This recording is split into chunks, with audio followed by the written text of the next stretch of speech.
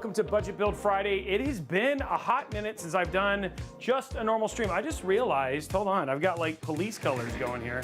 Need to fix this. It's like, you know, it's like we're getting pulled over by the budget police. Let me, there we go, that's better. But it's good to see everybody. Happy Friday. Today we're gonna have some fun. Today I'm actually really looking forward to this. You know, it's so funny. It's like I'm actually secretly kind of glad that we got delayed the Budget Build Friday to get to do it today, because it comes right at the heels of the announcement of the PlayStation 5 Pro, which honestly, you know, I gotta admit, I shouldn't be surprised. Obviously, all of us tech influencers are just kind of jumping in on the bandwagon about this, and I was just thinking about, you know, with everybody and how they reacted with the price of the PS5 Pro. Like, what does a real PS5 Pro kind of killer build look like? And honestly, I have to say, I've been very impressed with some of the footage and the videos that have kind of come around, you know, come out about this stuff. I mean, obviously, one of my favorite was the Jay video that came out yesterday when they tried to build he tried to build a PS5, you know, equivalent PC, you know, for around the same price, including the cost of the stand. And it was actually a very educational video.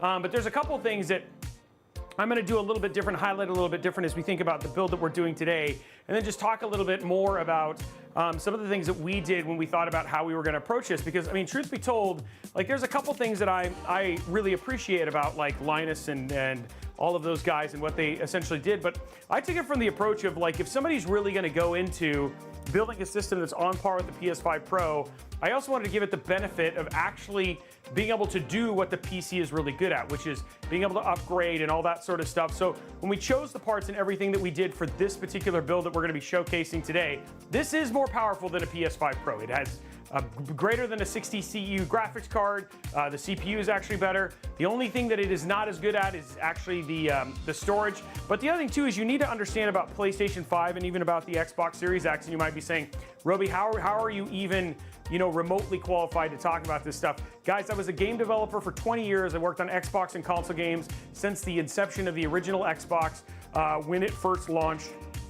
Working on titles as Halo, Fable, Rise, Son of Rome. I worked on Halo Infinite. I basically have done console development for a very, very long time. And so there are things that consoles have as an overall advantage that honestly PCs don't. And one of those things is specifically Windows. Consoles and more specifically, they have direct access to, you know, things like shared RAM pools. And the other thing too is they have very, very, very minimal OSs, right? They have a lot of things that just make them super efficient, that they're able to just pull out a whole lot more out of hardware than what you could typically do off of a single PC. Now, the good thing is that the moment that the generation that the console is basically built off of, all of the benefits of having a PC get to stack up, because again, GPUs are way more powerful, CPUs are way more powerful. So a lot of the things that give them that edge over things like you know, unified storage, unified share, direct draw, all that sort of stuff get to go away, because just the hardware inside of a PC ends up just eating all of that basically overhead up. So when you build a PC like what we're going to build today, it'll be something that'll definitely outperform a PlayStation 5 Pro. And the good thing is that given the rules around Budget Build Friday, this PC, any PC we'll build in Budget Build Friday will always be $1,000 or less. So if you basically included the PlayStation 5 Pro plus the Blu-ray drive and you included the stand, then you're looking at closer to what, $860. This is basically saying, hey, for $100 and something more, you can essentially have something that will way outperform a PlayStation 5 Pro. And then the other thing too that's actually very awesome about this is also something that can grow with you. So this is a platform, unlike the PlayStation, where you can't do much afterwards outside of just playing games and, you know, it plateaus.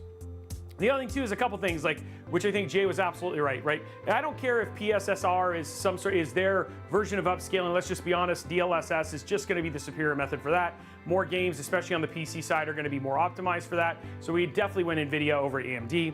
The other thing too is, like, just in terms of pricing and stuff like that, when looking at AMD versus Intel, just the other thing too is we could get a really good deal on Intel stuff, right? Even more so than what we did. But again, if you wanted to go AMD, like say a 5500 or whatever it was, we were able to put a 12400F inside of this and still be just at $1,000. And the thing that really is the kicker for this build is that we were able to put an RTX 4070, which for a $1,000 RTX 4070 build, that means that this can do 1440p and it can do 1080p without a boss. Now, the one thing that I do want to say that is always worth showing is just to give you guys an idea. Now, this is just so you guys know, is Robey full of crap?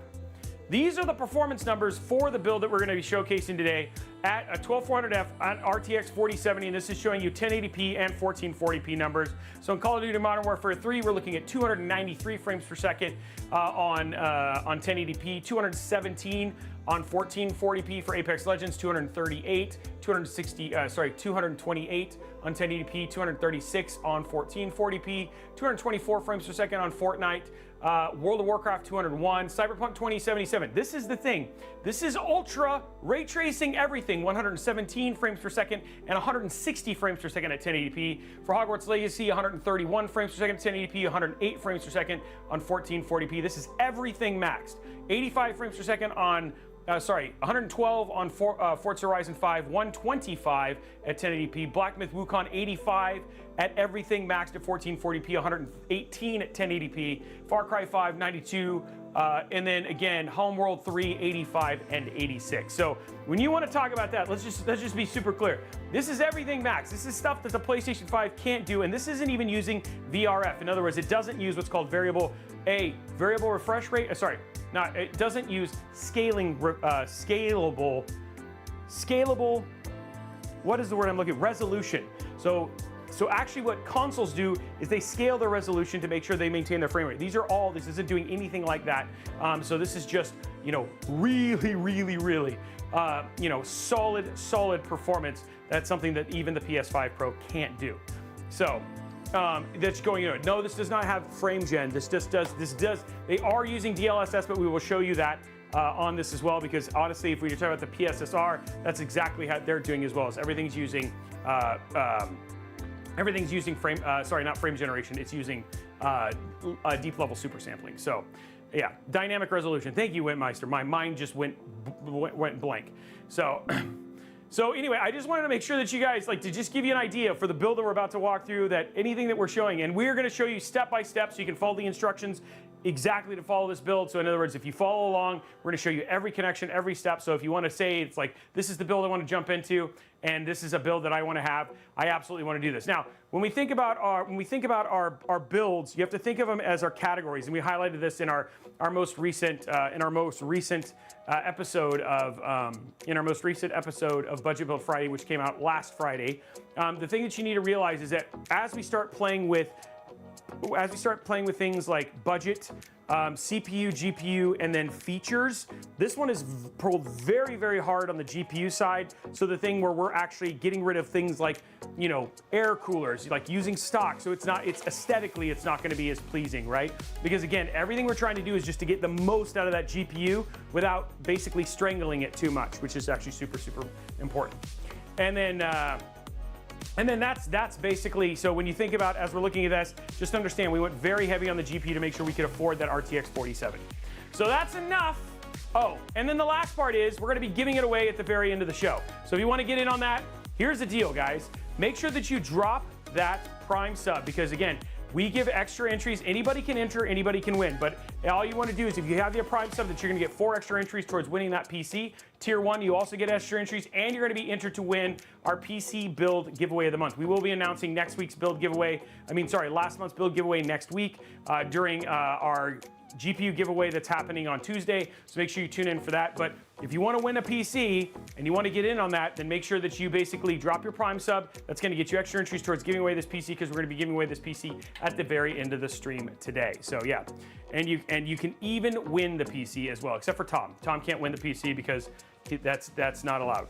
So okay, so and just a couple other rules. Number 1, we always have 32 gigs of RAM. We always have 1 terabyte of NVMe storage. We always have a gold tier PSU. And the only 2 is we choose cases that will not make you want to hate your life. So those are the 4 rules that we always have with Budget Build Friday. So all in all, every single one of those things, if you build in this, you know that you're not getting screwed in any way, shape, or form. We're not going to make it too, and we also don't get parts from Temu or AliExpress because we've been ripped off before. So that is everything going for that. Sad day for people who can't. Yeah, sorry. Well, don't get me wrong. You can still enter to win and still win. You absolutely can win. Anybody can win. You do not need to be subscribed. You all have to be following, and you have to be following, and you have to be subscribed over at Twitch, YouTube.com/Robeytech. That's it. Anybody can enter to win. Just subs get extra entries. So yeah, that goes in there. Okay, so let's talk about what we're putting inside of today's build for the CPU, which is more powerful than what we have in the PlayStation 5, but it doesn't matter because PlayStation 5 doesn't really rely on it, but this one will. And the thing is you'll get all of the benefits of it. We're using an Intel Core i5 12400F, so that's the base. The only reason that we chose this CPU is so we did not have to spend any money on a cooler whatsoever. So basically, with that, it's got a stock cooler. We're going to be using that stock cooler in there as well. It's loud. Let's just be honest. If you want to spend like an extra 10, 15 bucks to get like a Hyper 212 or something like that, you absolutely could. But our rule was sub $1,000, and that's why we chose this. So yeah, there we go. The other thing too is that for RAM, we're using 32 gigs of DDR4. This is Team T-Force. 3200 mega transfer RAM. So this is a 32 gig kit, so you will have 32 gigs. This has no RGB. Again, everything is about basically making sure we get as much money to spend on the GPU as we absolutely could. So yeah, no hardline water cooling for this amount of money, no. So it should be, sorry, the 14, no, that's the wrong CPU. Blondie, it's a 12400F. I don't know what CPU that is. So, yeah, I don't know why you have that one. And then a hype train's going, guys. Ubu, thank you very much. Joshua Wood, CJ, Cjin TX, Quiglag. So, and Craig Lilly, thank you very much for all the subs, guys. Okay, so for our motherboard, given that, you know, we're not really overly worried about a 12400, and then again, if you could still upgrade on this and still run a K and everything else because most people don't overclock. We're using the ASRock Pro Series B660M Pro RS. Again, micro ATX motherboard, nice and inexpensive. We're not having to try to spend any more, you know, we're not trying to spend any money on anything, and we still have plenty of M.2, so if you wanted to do an upgraded M.2 at a later point just to get more storage in there, you absolutely could. And again, upgradability is still something we very much care about here, hence the power supply we did was a 750 watt, which means you could put a more powerful GPU. Because this board supports 13th and 14th gen, you could all the way go up to a 14.6, 14.7, given that you can put a 240 millimeter AIO in this. So again, this definitely has some upgrade and some potential to grow with you if you absolutely wanted to. For our storage, we're using a 1 terabyte Kingston NV2. This is a Gen 4 NVMe with a 3500 megabits per second of read-write speed. We also have the Thermaltake. You guys are going to see these a lot in our builds. This is the Tough Power 750 watt PSU. One thing I would recommend if this is something that you're like, hey, Robey, I might want to have this live with me a little bit longer. For not very much more, you can go to an 850 watt version of this and follow along. Just get the exact same 850 watt PSU, follow the instructions the way that, you know, I'm still going to show you the installation. And then you could put like a 4080 or, you know, or higher if you wanted to, even a 4090 if you went up to an 850 watt PSU. And then on the last side, the last part of it, the star of the show, the PNY GeForce RTX 4070 non-super. So there it is right there. There is our very, very, very small build.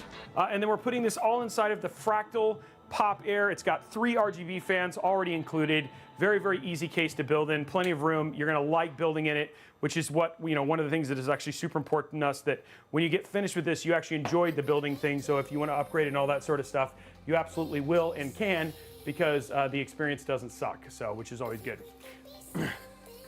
I'm sorry, yeah, I did. It's an RTX 4070. Okay, so just to give you guys there's a holistic parts list. Here it is right here. Again, the Intel Core i5 12400F, the ASRock B660M Pro RS, the PNY Verto NVIDIA GeForce RTX 4070, the Crucial, no, that's the wrong NVMe. So we're not using a Crucial, we're using a Kingston NV2. That RAM is wrong too. I don't know what happened here. Fractal Design Pop Air Mini stock cooler, and then Thermaltake 750 watt PSU. So the graphic is wrong. I don't know what happened. I don't know how he got that wrong, but there it is. So this is the build we're putting in here, and let's go ahead and get started. So, yes, that is GSXR therapy. That is absolutely true. Kingpin is working with PNY, so he did a whole video on that with Gamers Nexus. So yeah. And Joshua dropping his 10. I thought you said tomorrow is payday. Yeah, the graphic's wrong. So, yeah.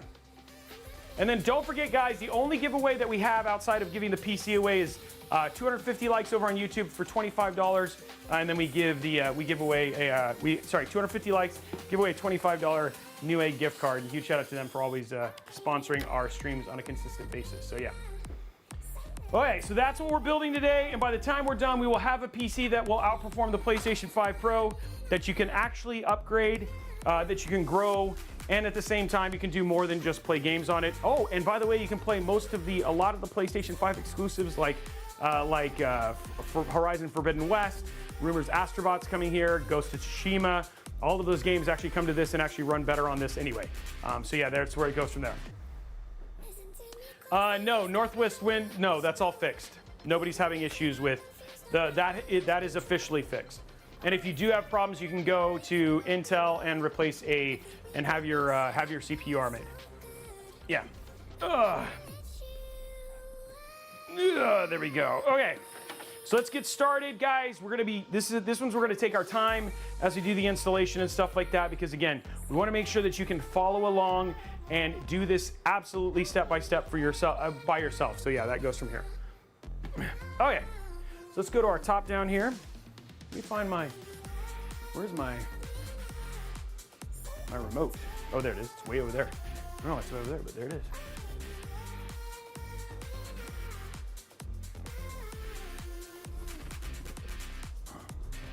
Okay, here we go.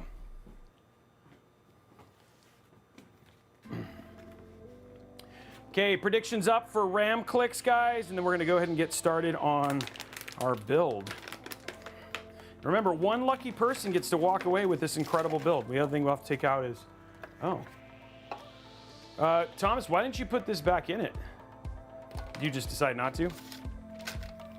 Make sure that you do this next time, buddy, just so you know. We want to make sure we put the covers on. I think I'm gonna have a fun weekend. It's supposed to be pretty chill, actually. It's been super busy, especially with the Intel, especially with all of the Intel stuff that's been going on for Gamer Days. Oh, okay. He said it wouldn't stay in. He's not talented enough. Yeah, I'm actually really happy that this just happened to work out with the PS5 Pro. He tried, guys. And then, guys, don't forget Hype Train is active, which is just helpful for us to get to do more stuff like this, which is huge. So if you want to help us, make sure that you drop in that, you do the Hype Trains and drop your subs. All of that helps us do these giveaways. Remember, we're giving away at least 3 PCs a month, right? So this is all stuff that this money goes in towards. You can actually pick up this desk mat from Newegg if you want to get it. We're at level 5? Wow. Okay, what did I do with the CPU? Oh yeah, I was like, where's the CPU? Oh yeah, okay. So for those who don't have this, the way this essentially works is there's a little piece right here. So what you want to do is you want to undo this right here.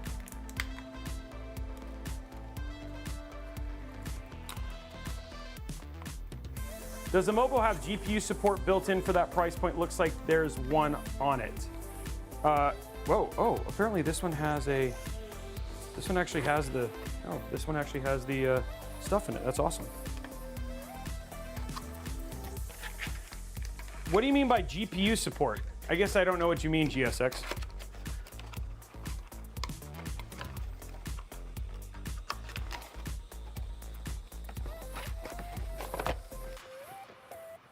That's just the chipset, yeah. All right, so let's get our CPU put in. Okay, so the way this is gonna work, and we're gonna zoom in here in a second.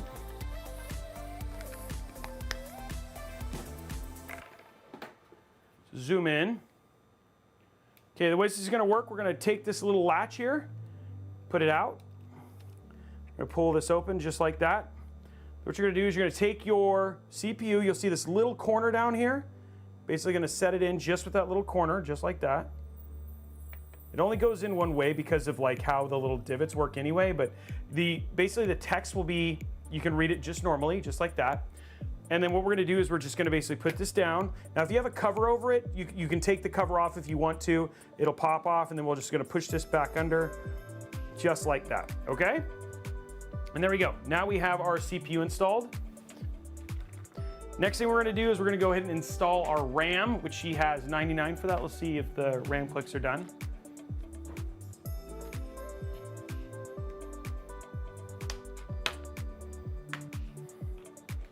Yeah, this does actually have support for iGPU. It's got an HDMI and it's got a, so if you have an iGPU, which this one does not, because this is a, I think this is a K, this is an F. So, but if you did, yeah, you could, it does have, it does, the board does have support for integrated graphics.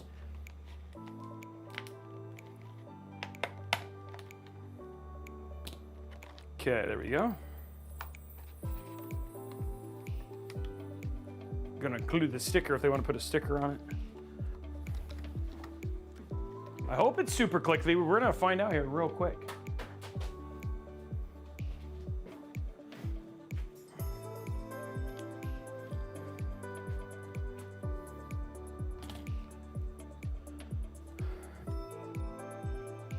Okay, so for putting in RAM, and I want to always point this out here, when you look up here at the top, it actually shows you where the DIMM should go. This is DDR4.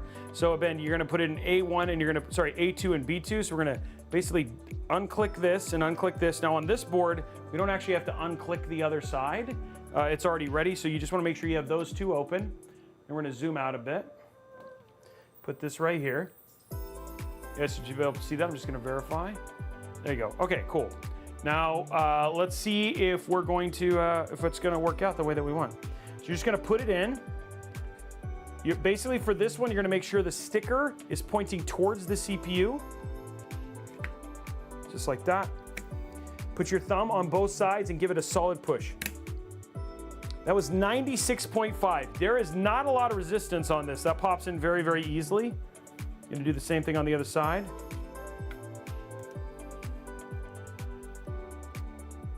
Three, 97.6. Solid clicks. I have no idea what we were actually going for. So they were actually very loud clicks, but it doesn't look like we actually hit our goal. Oh, it had to be 99. Okay. It was a solid, I was giving it a solid attempt. Okay, so now guys, we're gonna work on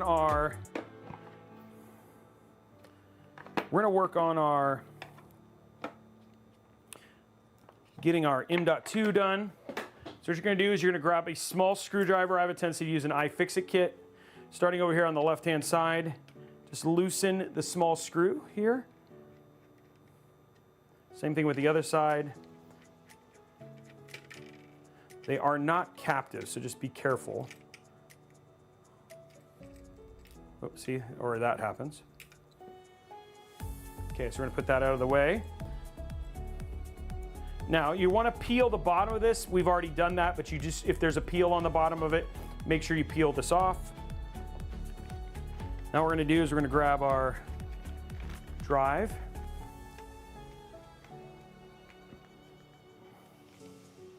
That was to measure the loudness of the click, Hobbs. It's the loudness of the click.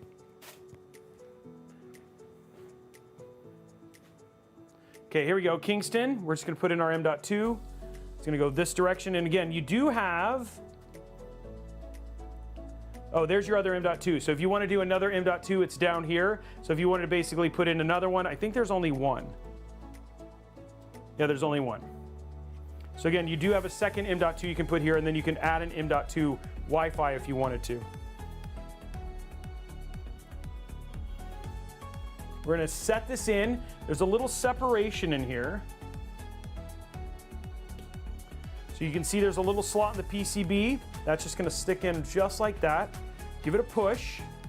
And then what you're gonna do is you're just gonna set it down and take your little M.2 armor. You're just gonna put it right over it, just like that. And you're just gonna re-screw it in. And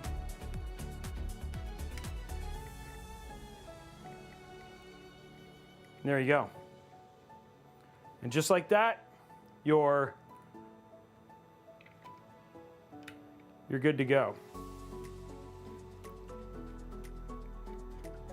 Okay, now for the fun thing. We don't see these a lot. Your Intel stock CPU.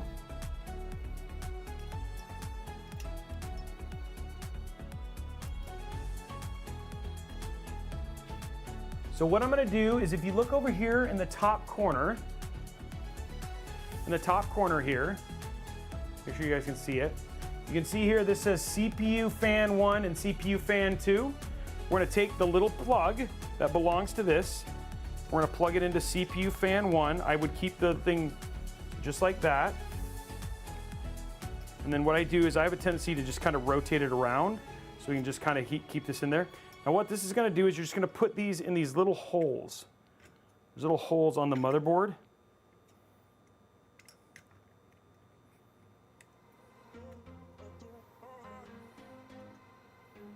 Just like that. Okay, and then they just basically, once you have them in the little holes, you're just gonna twist it, give it a solid turn and twist. It's really straightforward. And then it just clicks kind of right in.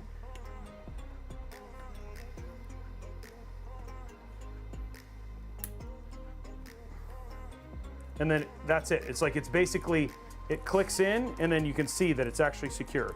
So you just gotta give them a push and then it'll literally just sit on there. That's all there is to it. It's a very, very easy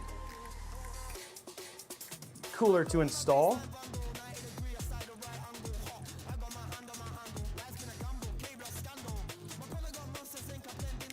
And what I'm gonna do is just put this down and let it go around, and then boom, just like that, our cooler is installed.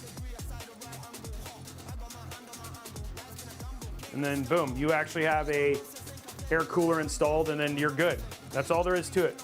And you can see now that it's on there and nice and solid, and we are, our motherboard is pretty much ready. So that's it. You don't have to be scared to break it, but again, it's very, very simple to install. This is gonna do more than an adequate job of basically being able to cool this particular CPU. We'll show you guys thermals and all that sort of stuff at the same time, but it makes for a very, very easy installation. You just set it on, push them in, and then you can actually see on the other side here, what they do is these little pegs pop through.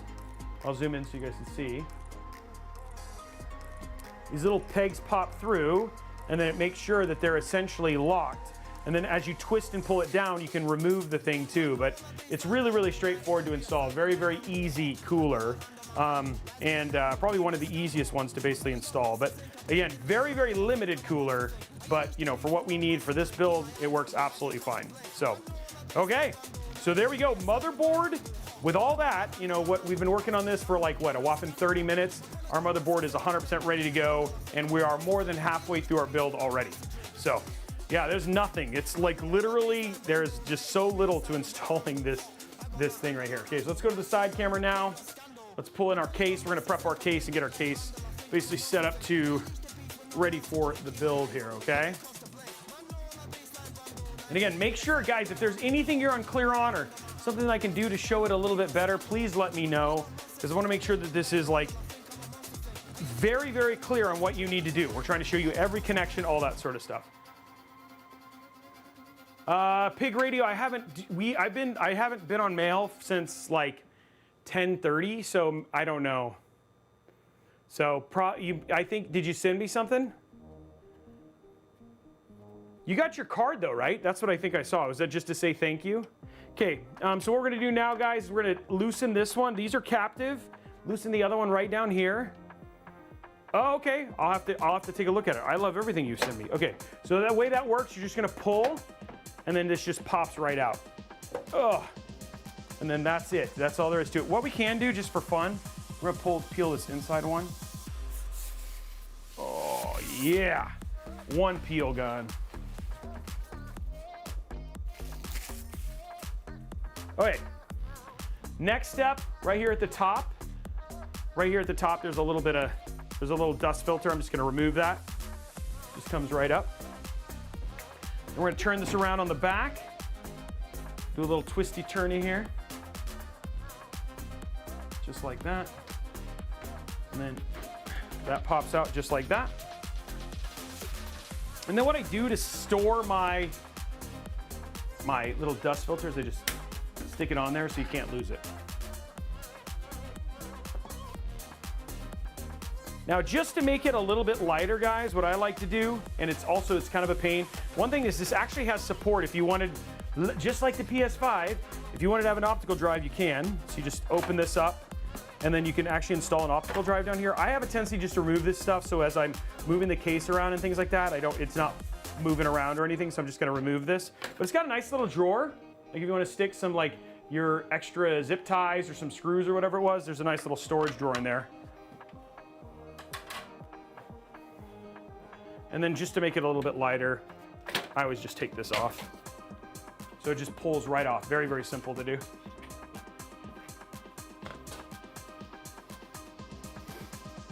Okay, and then down here at the bottom,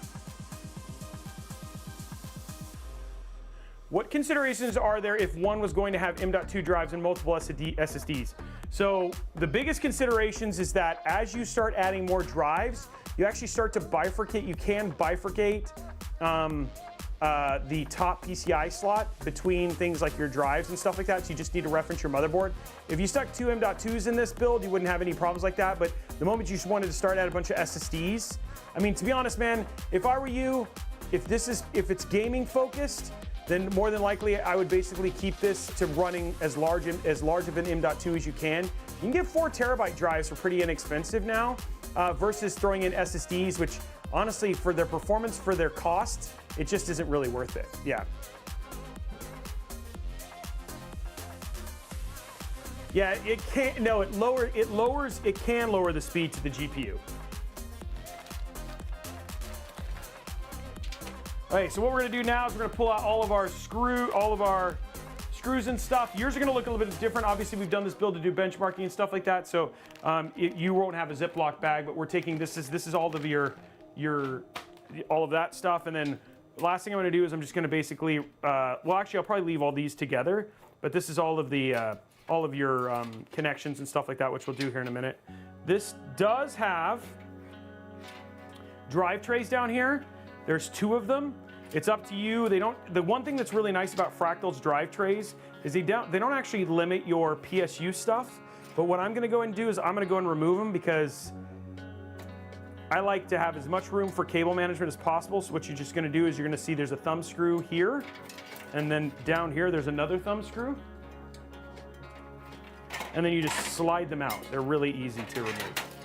So I'm just gonna get rid of both of these.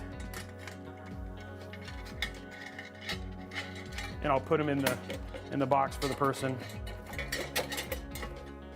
And then now I have a lot of room down here to do any cable management and stuff like that. So now we have plenty of room for cable management, and we're basically good to go. So now the next step, the next most important thing is we are going to install our ASRock backplate.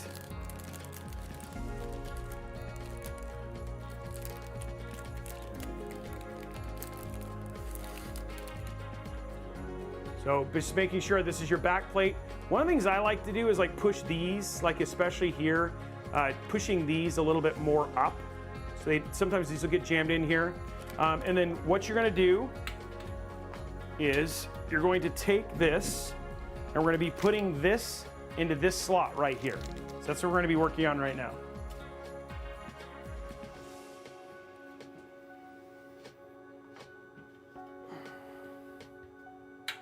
Oh, okay. And then he's just letting me know that in order to put the PSU in, I do need to remove it. So I'm just gonna take this out because I know I don't need it, but if somebody wants to do that, I'm just gonna go ahead and take this out now.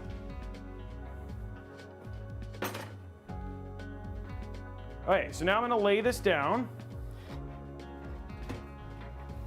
Go to top down. So what I'm gonna do is you're gonna take this right here. These go at the bottom with the circle PS2. This is a PS2 connector for a mouse. Yes, this has a PS2 connector. In the top, just like that. What you're gonna do is you're gonna stick it down in here. And you're just gonna go into each corner and essentially push this in. And it'll give a solid click on every corner. And then when you're done, it'll look just like this, okay? So this is what it's gonna look like when it's all done. So you've got your PS2 connection in the corner and then all of your audio connections here. But this is the first part, and then you should when you push on it, unless I push too hard, when you push on it, it doesn't come out very easily. You guys can see it again.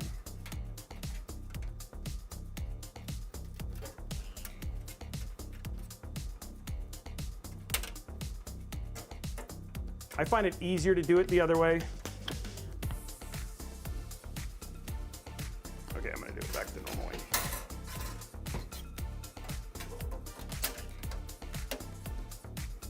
I find it easier to do it like this. So there you go. So it's just plugged in like that. Okay, so now what we're gonna do, you're gonna take your motherboard,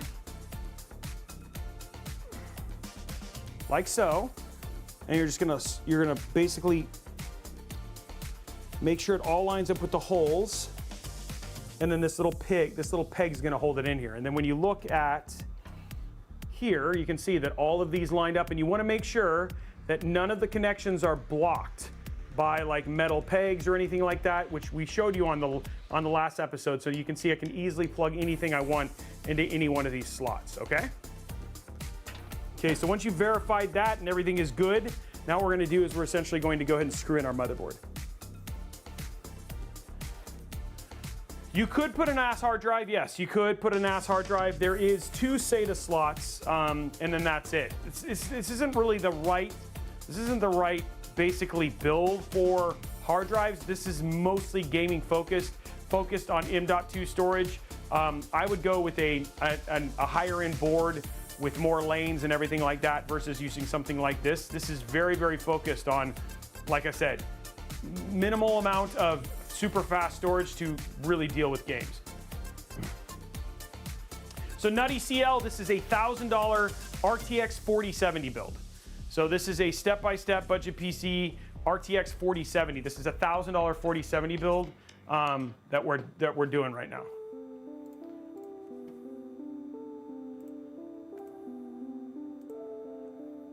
I gotta fix something real quick, guys.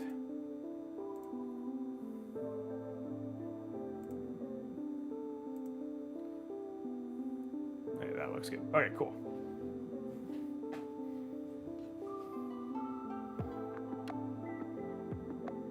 Oh, you did have to, well, you should have taken that out. You should have let me know. Okay, so this does not have all the standoffs. Tom, next time, please don't leave it. Make sure we reset it so we can show that step by step. Which standoff did you have to add? I'm assuming you had to add this one, or you had to add this one.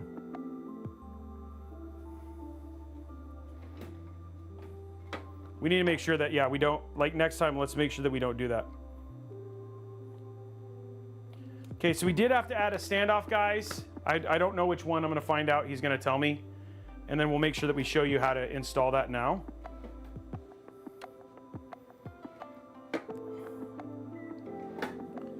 Do we know which standoff it was? Where's my?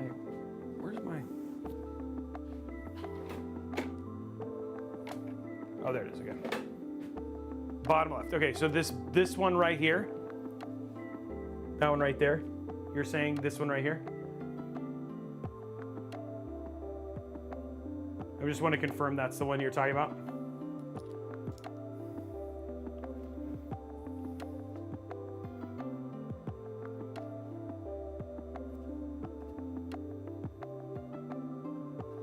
And that's this one, right? This is the bottom left one right here. Confirming that's the one you're talking about, Tom. Okay, so what we're gonna do, guys, is this one down here in the bottom left was not installed. So I wanna show you what it takes to do that. So inside of your screw bag,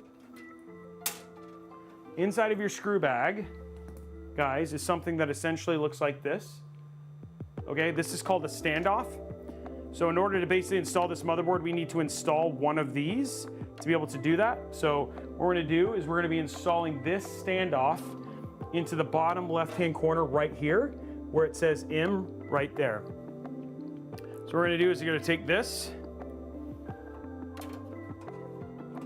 and then you're just gonna basically, I have a little adapter on my iFixit kit that lets me do this, but inside, I'm assuming, so we're just gonna tighten that down just like that, and you're gonna have it right there. But inside of the, I'm guessing inside of this,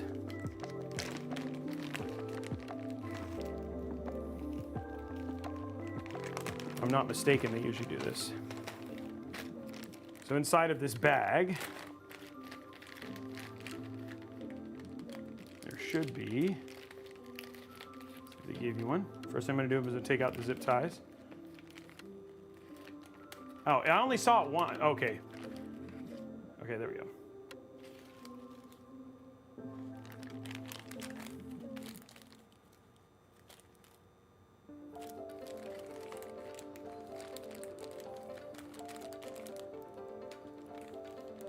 So did they not give you a standoff install thing in this, Tom?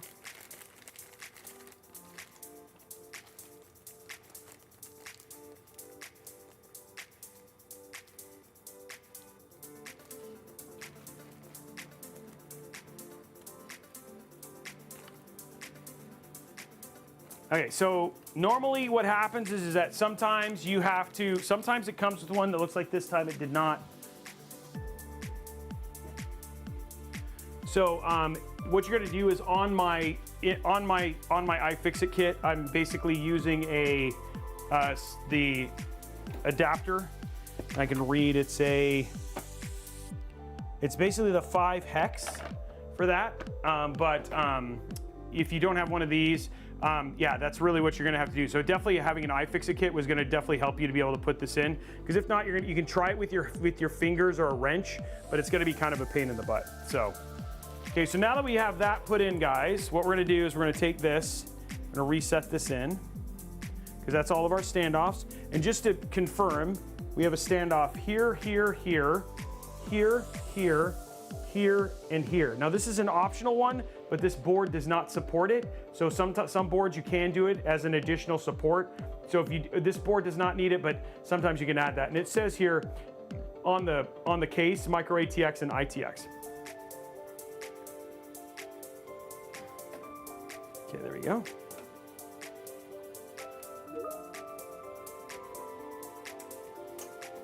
There we go. I got that installed.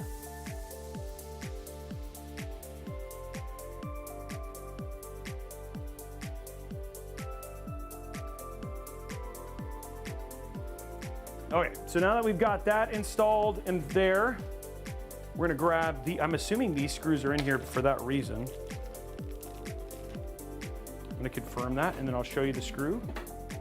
So now what we're gonna do is we're gonna screw it in.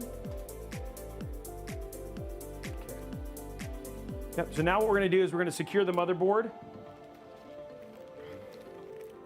So inside of that screw bag, you're gonna have screws that look like this. They do not have lips around them. They're full-size ones. So these are the screws you're gonna use to basically do your install here. This is what they're gonna look like. So now we're just gonna screw them in to all of the places. They're usually surrounded by little circles here. So here, here, here, here, here, here, here are all of the places we're gonna put in screws. And you'll see me do that now.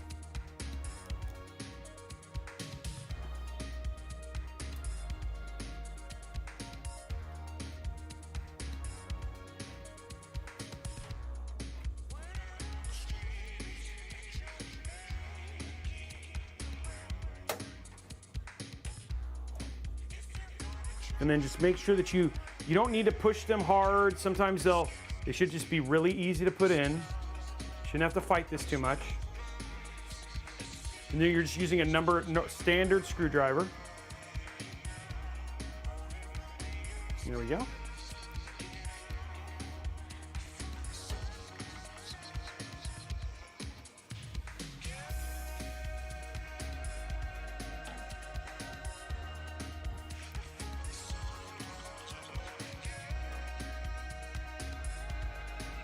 There we go.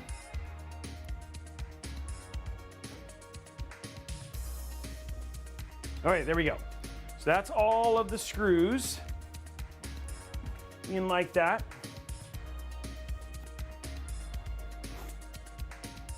Hey, so real quick, guys, just wanted to jump back in here and just welcome everybody to Robeytech. I am your host, Justin Robey. Welcome to Budget Build Friday. Today we are building a PS5 Pro level PC live for you guys to basically check out. What we're basically doing right now is we're essentially walking you through step by step. This is a PC that I am going to be giving away here live on stream. If you want to get on that, all you got to do is basically drop your Amazon Prime sub. That's the best way to get in on it, and then that'll let you be eligible to try and win the PC. Anybody can win, but that gives you additional entries. Sorry, anybody can be eligible to win the PC. All you got to do is be following on Twitch and subscribed on YouTube. If you are a paid subscriber over at twitch.tv/Robeytech or you're using an Amazon Prime, you get additional entries to win. And you're also entered to win our PC giveaway of the month, which we'll be building next week. If you subscribe at Tier 1, you get 1 entry. Tier 2, you get 3. Tier 3, you get 5. And then every gifted subs gets you an additional entry towards the sub-only PC giveaway that's happening at the end of the month. But for this one, all you got to do is be here and be present, and then you're essentially eligible to win as long as you're in the US, Canada, and Mexico. We also have a giveaway, 250 likes over on youtube.com/Robeytech Live. Hit that thumbs up button. If we get 250 likes, we'll give away a $25 Newegg gift card. And then trying to think of what else. I think outside of that, next stream is going to be on, we were hoping to do a makeup of the Antec stream, but the next stream will actually be on Tuesday. We'll have 2 streams on Tuesday, Intel Live on Tuesday, and then we'll also have a build stream right after that, where we're going to be doing a build with ASUS, showing off their new Prime components and the AP201, and we'll be giving one of their GPUs away live on that as well. So you want to definitely tune in for that. That's going to be Tuesday, starting at this time, 3 p.m. Pacific time, over on that. So that's what's going on there. So doubleheader Tuesday, and then I head off to Virginia Beach to go hang out with the Navy and the Blue Angels to go do some builds for our men in uniform, as well as teaching some kids about tech, which will be super, super cool. So, all right. So that's what's going on. Thank you, everybody, for being a part of it. Welcome. Super glad to have you here. Sorry it's been... is that a mask behind you? That's Halo Chiefs. That's Master Chief's helmet. We got Poochie. We got some Oris, some of their Oris little figurines. We got a Robey,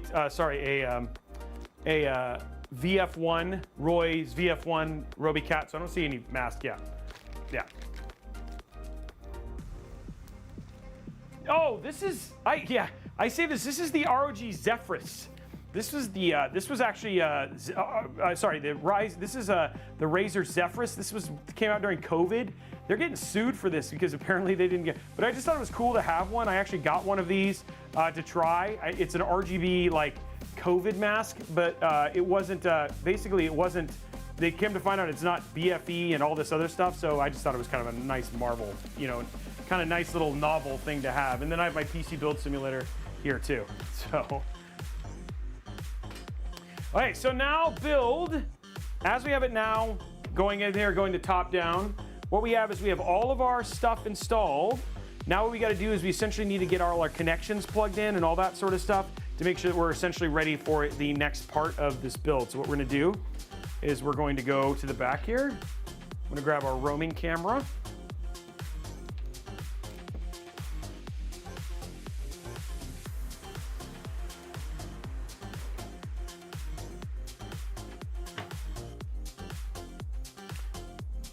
Grab our roaming camera here, and then we're going to start showing you all the connections and where to plug them in.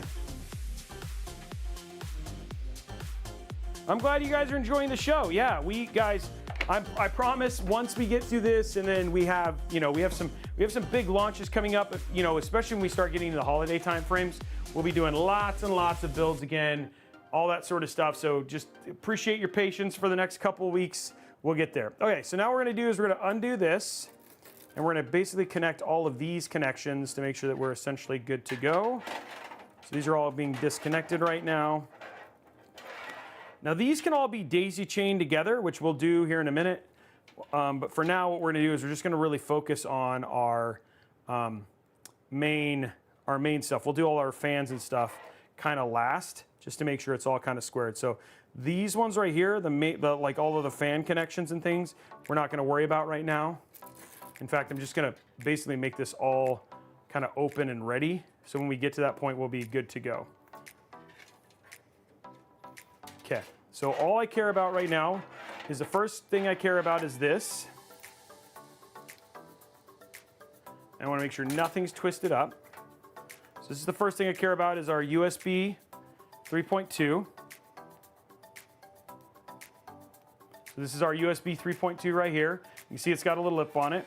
What we're gonna do is we're gonna take this, we're gonna route it right into this slot right here. And then if you come to the side camera, you can actually see it come out right there, okay? So it's just gonna come out of this slot, this side plate right here. Okay, let's go back to the roaming camera. The next one on our list, we're just gonna make sure it's completely, you want nothing twisted up. So what I do is I just make sure nothing gets twisted up here.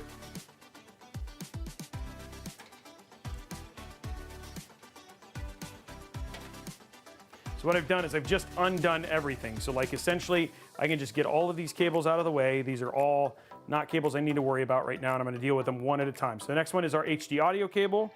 This cable is just gonna go right down over here. You can see it's gonna get run right down into this corner right here. Wow, that is really bright.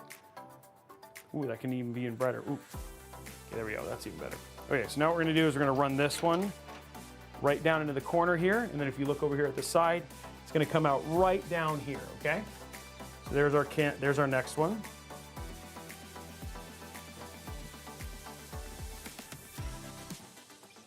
Okay, let's go back to roaming. We have one more cable we care about, and that's gonna be this one right here.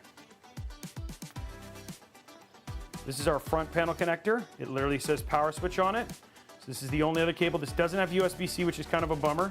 We're gonna take this cable, and we're just gonna route it right here. So it's gonna go right underneath into this little hole. And if you look at the side, it's coming out of this little hole down here. It's just gonna get pulled right in. And those are the 3 cables I care about right now. Okay, so those are all the cables. All of these other ones, you just take all these cables, just kind of shove them down. We'll deal with those when we get to the next stop. So I'm on the roaming side here. You can see I'm just taking all of these extra cables, just kind of shoving them down there. For now, we're just gonna worry about our front panels, and everything else we'll worry about here in just a minute. Okay. Let's go back to our static. So now what we're gonna do is we're gonna take our case, just gently lay it down. Sometimes your cables wanna fall out as you're doing this, so just trying to keep them routed where they are, okay? So go into our top down. Our first cable we're gonna deal with is right here. Zoom in. That one's gonna go right here, guys. And again, we'll still make this look pretty, but it's gonna go right here, just like that. We'll pull it way down here in a minute, but we're gonna hide all that here in a minute. That's gonna go right there. Okay. Next one that we're gonna deal with is the power switch. That cable is gonna go right over here in the corner. You're gonna count 2 over from the left, and this is gonna go right here.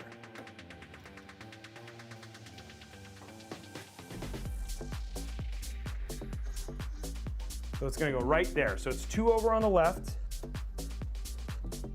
and it's basically right there. That's all there is to it.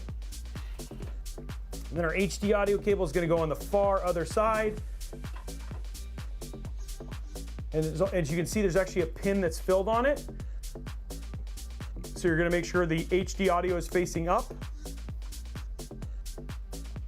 Plug that in right there. And there it is. There is all of our front panel connections are now hooked up. So we have our USB 3.2, our front panel connector, and then our HD audio, all basically plugged in and ready to go, and that's all of our connections. So now what we're gonna do is we're gonna start working on making our cables look nice on the other side. So let's go and grab these. Okay, so this is all of our fans here.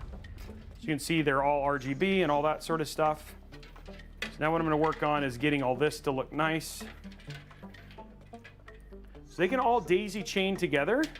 So first thing we're gonna do is we're gonna find this one. Let's see where the best place might be to plug your fans in are. Looks like it might be, in the corner there.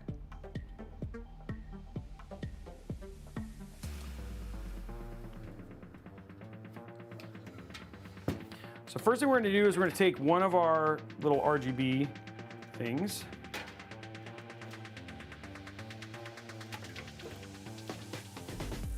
We're gonna take this RGB right here, and we're we're essentially gonna route it right into here, just like that. Okay? And then we're gonna take one of our little fan headers that's gonna look like this, just one of the, whatever the top one is. And then we're gonna take this and we're gonna route it right down here, right up here, okay?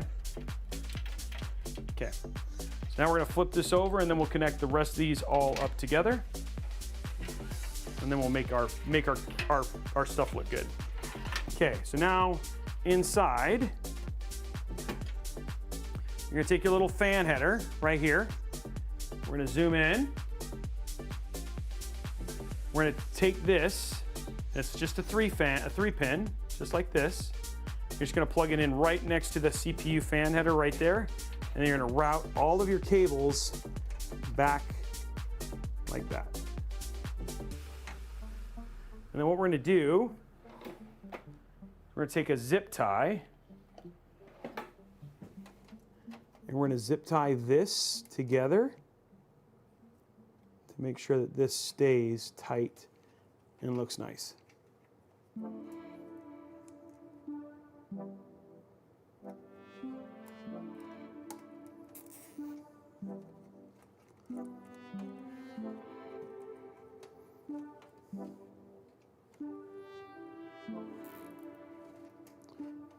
Make sure that's in a solid spot. There we go. Okay, and then what we're gonna do is we're gonna take our RGB, and there's a 3-pin right here on the side here. We're gonna take this 3-pin and plug it in right here.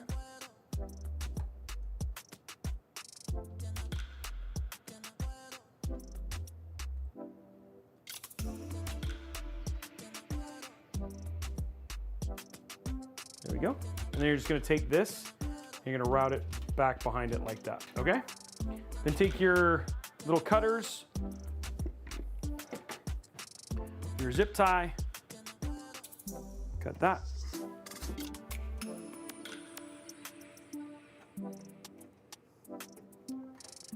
And there you go, you're good to go. Okay, so now that we have that going, now we can flip this back over and make it look very, very pretty. Okay, so now we have a place to anchor and install our RGB, and we have a place to anchor and install our fan header, okay?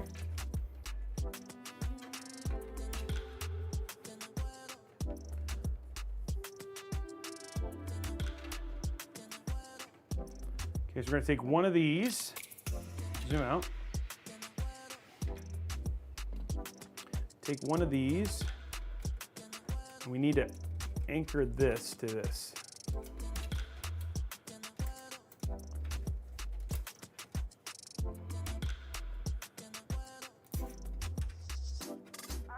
There we go.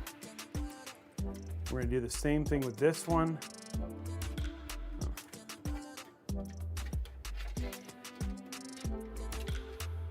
Now we got that.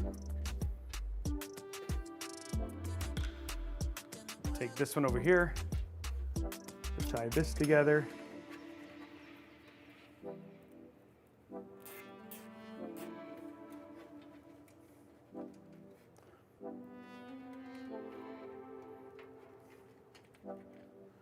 Okay, now what I'm going to do is I'm going to zip tie this together to make sure that this stays to the back here.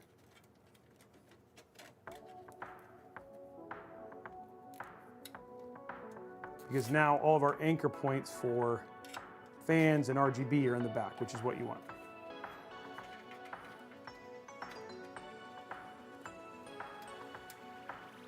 Then what you're gonna do is you're gonna take this cover off right here, and that's going to open up our connections now, okay? Okay guys, we're getting close. The rest of this is actually pretty quick. So you should have another one of these coming off of the front. It's gonna essentially take this, plug this into this. And you're also gonna have one of these in the back. Just like this. And take this and you're gonna plug this into here. And now all of our fans are daisy chained. Then you're gonna do the same thing with the RGB. And take this RGB, plug it in right here.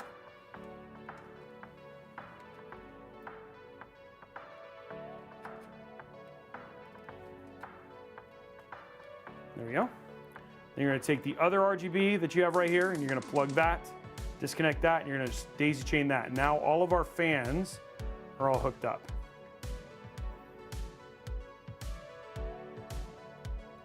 Okay, so now we have everything in good shape. Everything is ready. So we're going to do one more little bit of work here. Get this kind of secure.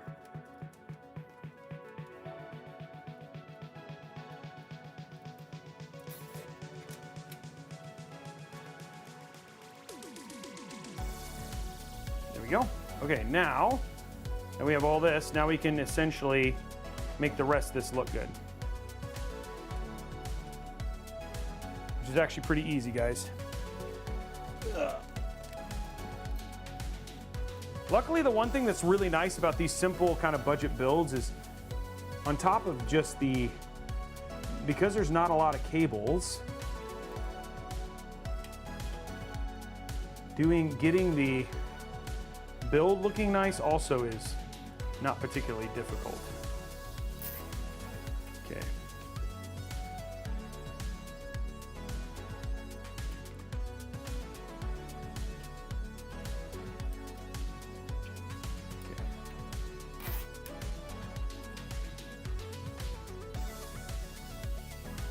One more here.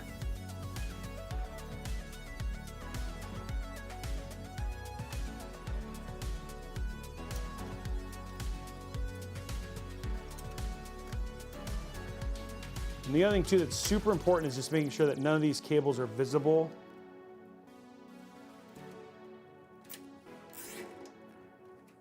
None of these cables are visible through the slot here.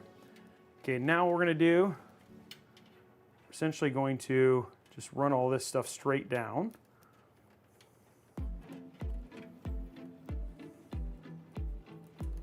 Really straightforward.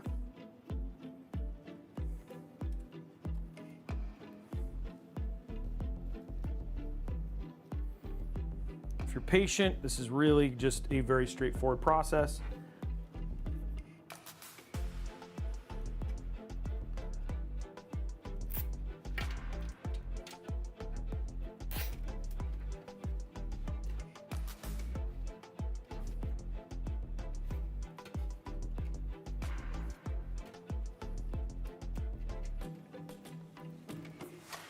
Okay.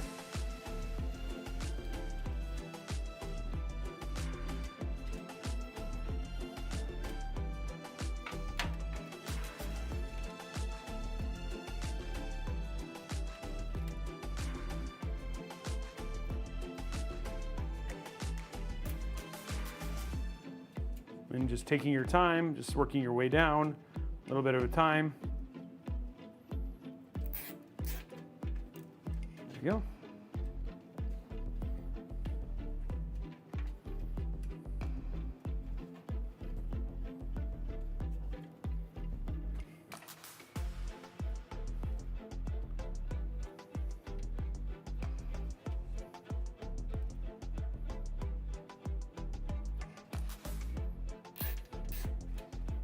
One more, it's just going to get right down here at the bottom.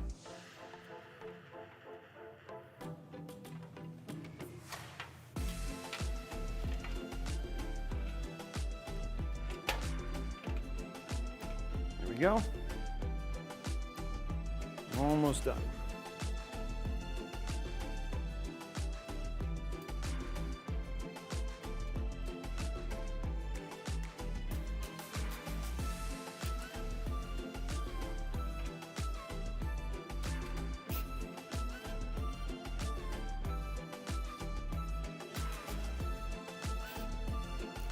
There we go. Okay, so now we have all those. So now what I can do is just clean up our mess here.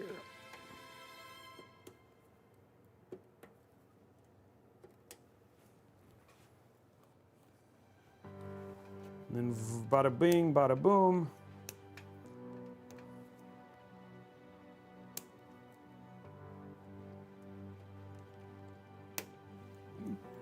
Bada bing, bada boom. Build looks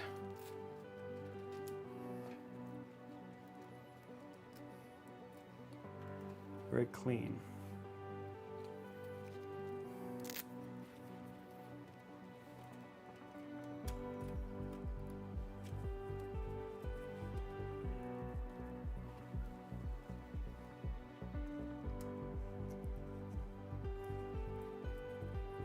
Let's put this the right way.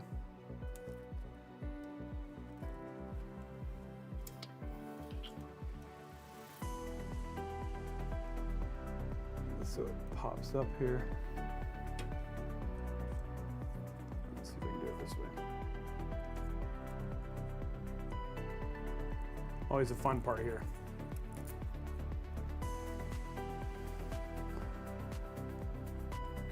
You know, the crazy thing is, I was thinking about this, is like, you know how we had that song that was like basically playing at Halloween that everybody liked?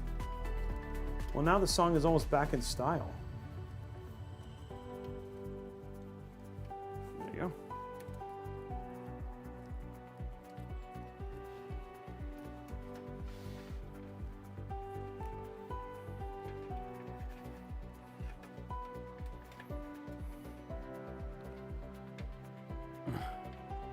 Did it go out? That's a good question. Maybe you know, to Blondie's point, it may not have ever gone out of style.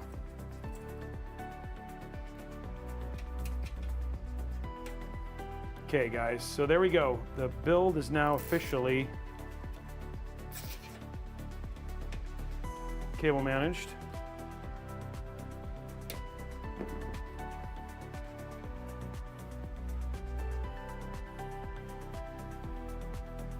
And there we go, zooming out.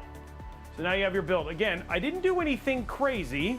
This wasn't overly complicated. Just as we worked our way down, we just slowly took our time. So all of our fans are daisy chained here and here, and then you just basically just work them into a nice simple spine so it looks really clean, and then everything just looks very, very, you know, that's all we really want, is just something that looks clean from the back.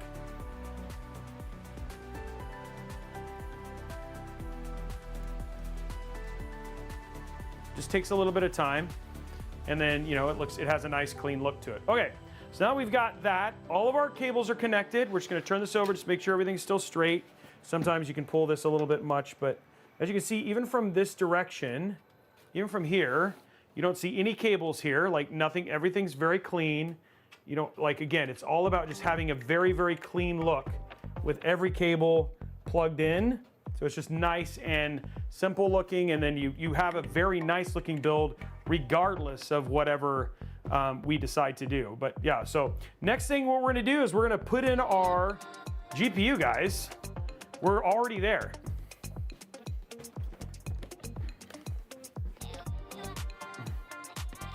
Okay, here we go. So what we're gonna do is open this up.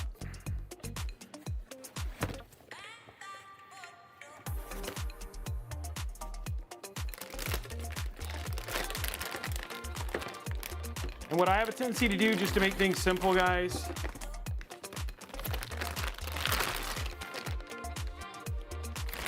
I'll just put the bag back in here.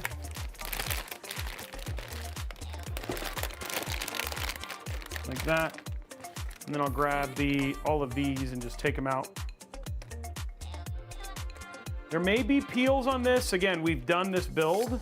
So again, if you don't see any peels, that may not mean that there isn't some. So if there is, please make sure you peel all the plastic off and all that stuff before you put it in the PC.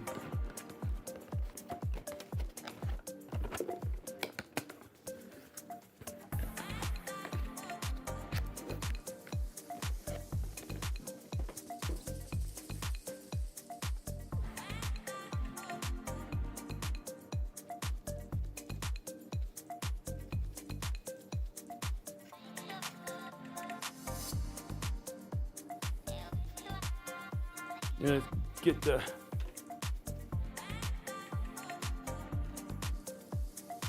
okay, there we go. Now what we're gonna do, take our little, so you can see here, we're gonna need to remove these two. It's a 2-slot card, so pretty simple. It does use an 8-pin, so it doesn't use a standard connection at all. We're gonna take this out right here.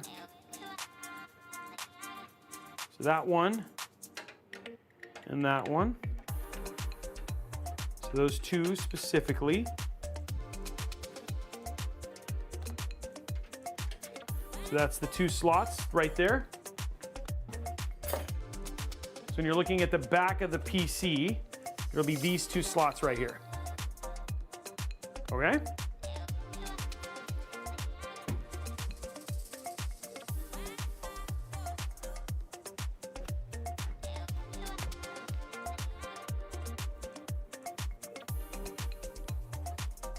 Try my best to get all the fingerprints off of this so it's super clean. Okay, there we go. There we go, take our card. And you're just gonna basically line it up with that little metal thing right there at the end. Okay. We're just gonna give it a solid push. It'll click in nicely, right? That's all there is to it. And then it's essentially in. You should get a solid click, and then I'll show you here on the roaming camera. You can see here, so that's how it's lined up right there. So it's lined up right against that. So that's where it's slotted in. And then if you want to release the card, you're just going to basically push that button, and then you can pull it out. So if you push this, it'll link up the card, and then it'll slowly pull out. So again, you're just going to stick it, line it up just like that. It's really hard to do with one hand. Okay, let me do that again. Hold on. I'll see if you guys can see it from here. Okay, there it is. So it's lined up just like that. You can see the gold, and then you just give it a solid push. And then it's locked in. Okay?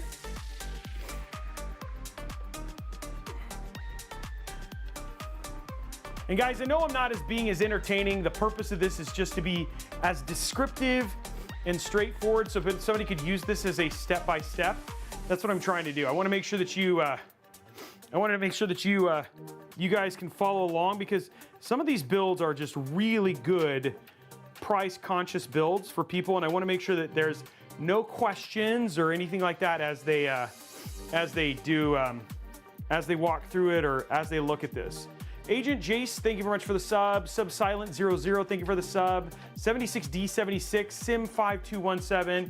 Yeah, so again, it's really just to make sure that you guys are like, I know how to build this PC because Robey took his time to make sure that I had no questions. Now, some of the normal builds that we do, like the one we're doing with the Antec and the one we're doing with the AP201, you know, I'll do my dances again. We'll be back to doing, you know, twerking, because I twerk every build, you know what I mean? Am I right?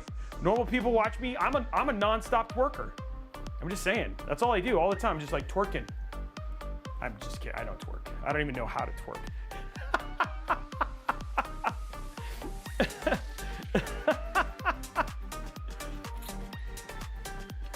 I don't even know how. Couldn't even say like, I'm gonna kill you, or you twerk or I get killed. I'd just be like, I don't know. Maybe that's what I'm gonna do. Budget build Friday, but with twerking. Twerk card revoked. Nice. I appreciate that. I'm okay with losing that card, okay? Twerk or die.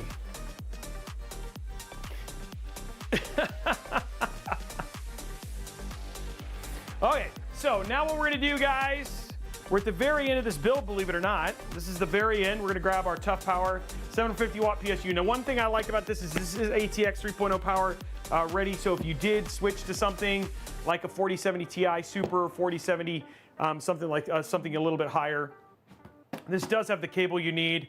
We don't need it for this particular build, but we'll go ahead and take out what you do need now that we're here. So get this out of the way. By the way, look at the back.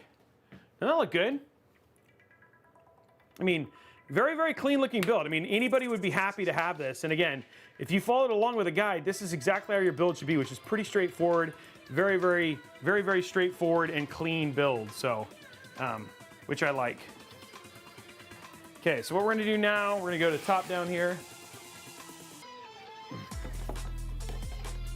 This is what you got inside of it. We're gonna take our instructions out.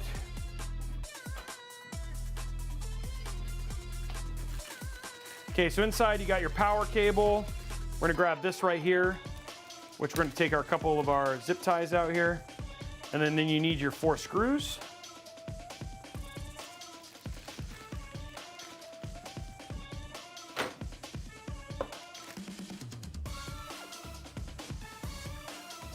Then you're going to take out this bag right here. And then inside of here is your PSU. You're going to take it out of its little sleeve there. And right here at the top, unpeel it.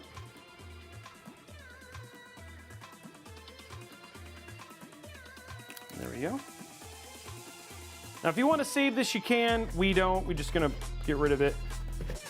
Okay, so there's that. And then we're going to open up this bag. So inside of here, now these will be all twisty tied with the new ones. So you're going to find this one. You're going to take this one. This is your PSU one. It's split on one side, and then it has your big 24 pin. You're going to need that cable. Next cable you're going to need that should be all zip tied up is your SATA cable. So there's one of these. You're going to want to grab one SATA cable. So it's got the little connection like this. Next one you're going to need is a 8-pin. So usually the way this works is it's got 2 of them. So you're going to find it's split into 2. So we want something that looks like this. You're going to want that cable. And then the last cable you need is your CPU cable, which will look like... Oh, no, they gave you a split. They also gave you a split CPU cable. It'll literally say CPU on it, just like this. And then that's going to the power supply. This one will usually say... This one says, see how this one says PCIe? This one says CPU, so you need one that says PCIe and one that says CPU, and then there's all your cables.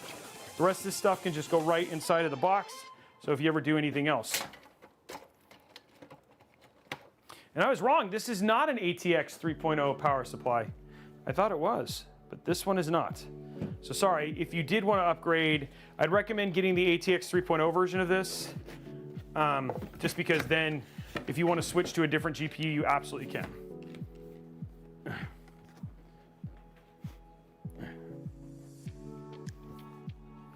Yeah, this one's not ATX 3. So if you are going to think about this, if you're willing to spend a little bit more money, get the ATX 3.0 version of this. I would definitely recommend it, because then you could then swap it out for a 4080 Super or something like that at a later date. Okay, but installing this, like in terms of the instructions, they're going to be the exact same. So if you decided to go and do that, you can follow along with this absolutely the same. You might just have a little bit more, but the cables only work in one place, so it's pretty straightforward. Okay, so what we're going to do is we're going to take our one that says PCIe, and you see how it says CPU or 6 PCIe. We're going to take one of those and plug it in right here. We're going to take our CPU one that says CPU, same thing. Just going to plug it in. This one will say C on it, not CPU. That's just going to plug in right here. And it only plugs in one way, guys. So once you have those, you're going to take your SATA cable, which goes in peripheral SATA. It's only got 6 pins. That's going to go right there, just like that. And then our last cable you have to worry about, this is your 24-pin ATX cable. This one is going to go in right here. One right there, just like that. You're going to take this last one. You're going to put it in just like that. And then that's all your cables.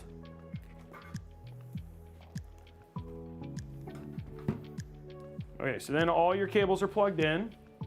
Stick it off to the side. We're going to zoom out.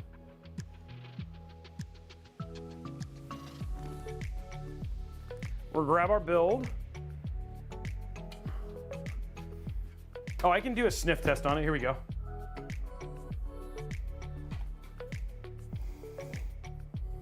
It doesn't smell like anything. I think this one, to be clear, Thomas might have opened it and de-sniffed it, you know what I mean? So he might have put like some fragrance on it or something like that. So it might still stink. So be aware. So, okay, here we go. What we're gonna do is you're gonna take this, just gonna slip it in right down here. Just like that. And you're gonna push it all the way over. And we're gonna slide it up.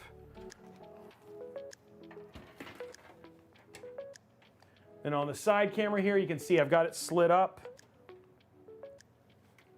You're gonna line it up with the holes. You can see there's a hole here, there's a hole there, and then a hole right here, okay? So this is the 4 holes you're gonna do. And you've got 4 screws that we took out earlier. the 4 screws that we took out of the PSU earlier. What you're gonna do is you're gonna take these, and then what you're gonna do is just start them. Don't tighten them all the way, just get them started so you can make sure that you don't actually, because sometimes when you tighten them, you can actually cover up some of the other screw holes. So again, we're just gonna start them in each one. And then once that's done, then you can tighten them all the way. So once you've got all 4 screws in and started, you can tighten them all the way because it won't shift, it won't make it impossible to get a screw in. Okay, so now our screws are in. There we go. Okay, PSU is in, guys.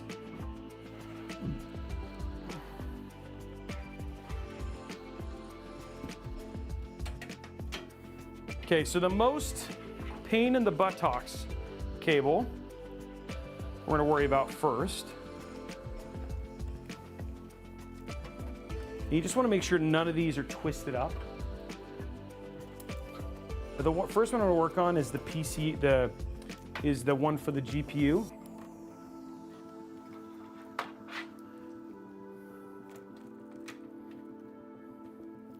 It's labeled PCIe.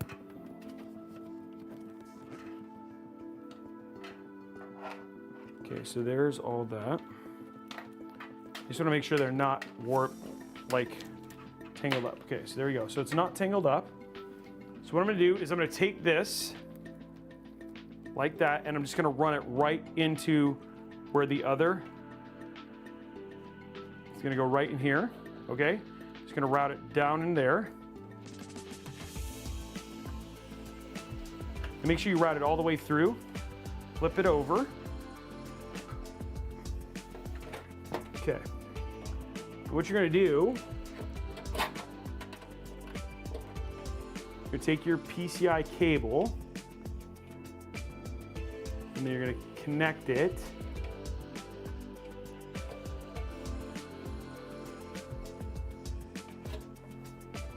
right here. Okay. And then once you have it connected, take your longer length, your other stuff, and it might be easier to do this when it's sitting up. Show you in the side camera here. But we want to just try and hide this cable to make it look as nice as possible. So what I do is I have a tendency to just kind of sit it like this, and then take one of your zip ties,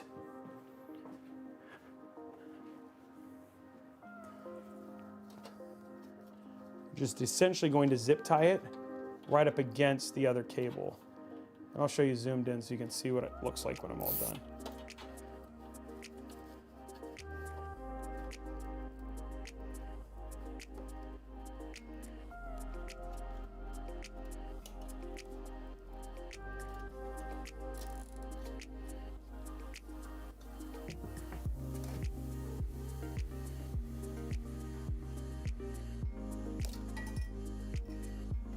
And the point of this is to give you, I mean, these are not cable extensions or anything like that, but now when you look at this cable, it doesn't look as terrible. Man, I will tell you, this is one of the things that pre-built companies do that, man, it drives me bonkers. But now, I mean, that actually looks pretty clean, right? It's a nice kind of clean looking cable, and by zip tying this the way that I did, and I'll show you the roaming here in a minute, it just has a nice clean look to it, so it doesn't look as gnarly as some of the other cables do.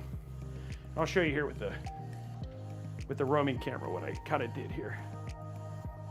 So what I did is I essentially just zip tie the other one behind it, so when you look at it straight on, you can't even see that there's another cable behind it. It's a little bit of patience, right? But it's just a little bit of just making sure this stays absolutely flat, and then you can zip tie that other one together, and then you've got a pretty clean looking cabling situation there.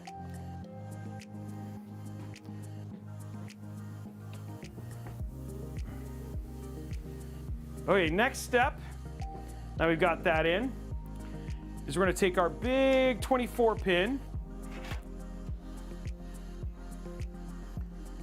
It's right here. It's the big 24 pin. Just going to route that right here. Okay.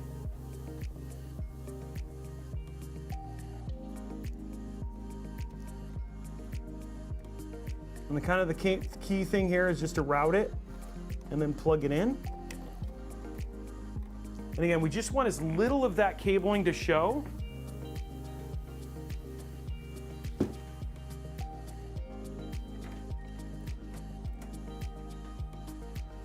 we're gonna go to top down here.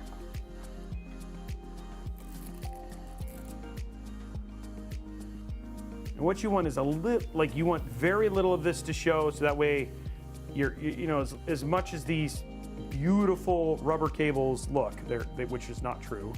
The key thing here is just to make sure there's as minimal amount of this cable showing.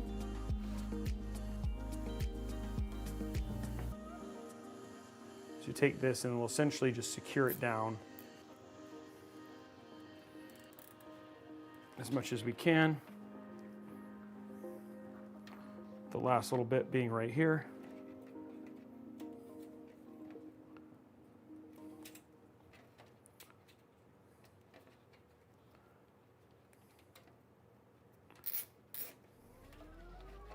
Okay.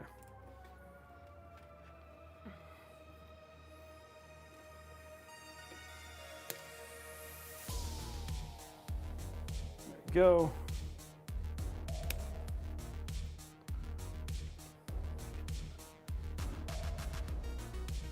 Okay, last one. In terms of simple.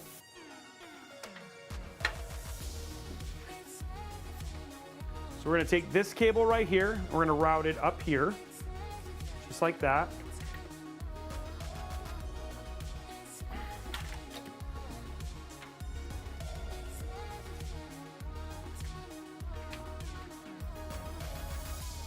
Okay, so we're on the side here.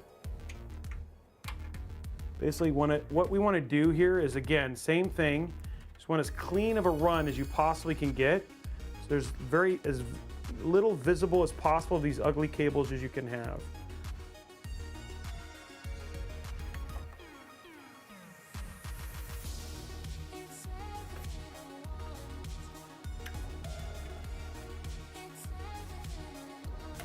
So now, when you look, because there's two cables, right?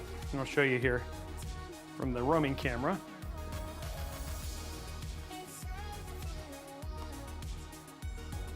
So there it is right there. And again, just trying to keep it clean, having as little visible as possible.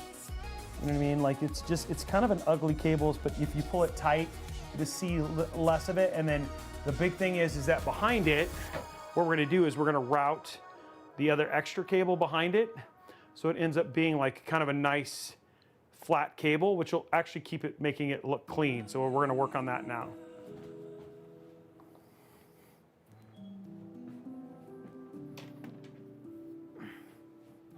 Okay. So now we have that. Now it's time to just finish out what's left of our cable management. And then we'll be all done, guys. Almost finished.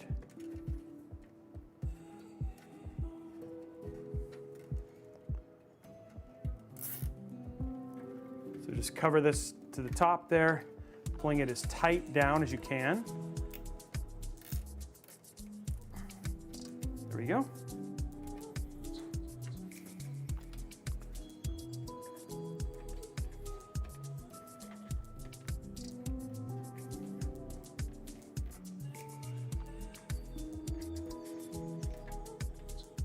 Okay, so now that we've got that, we're gonna grab a couple more zip ties here.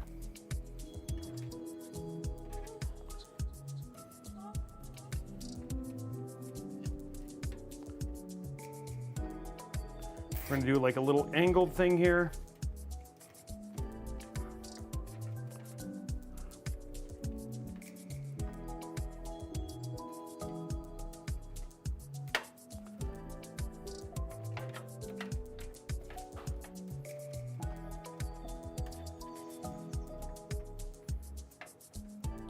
We'll do one more right here.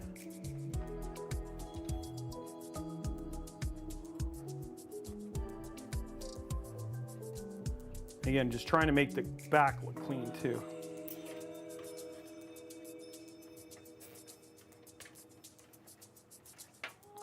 Okay, so that takes care of those two.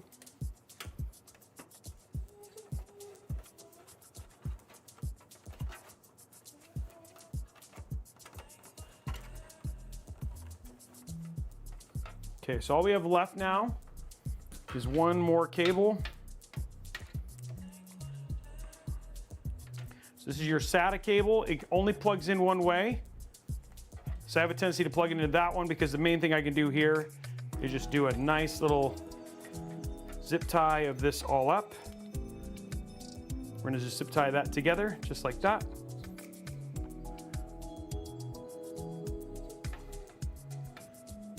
Zip tie it in two places.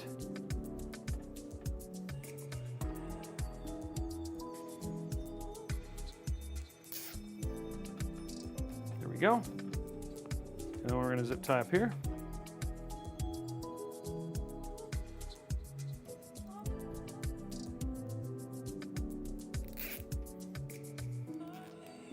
Okay, cool. Now that all of our zip ties are done, now we just got to do is finish putting our cables away.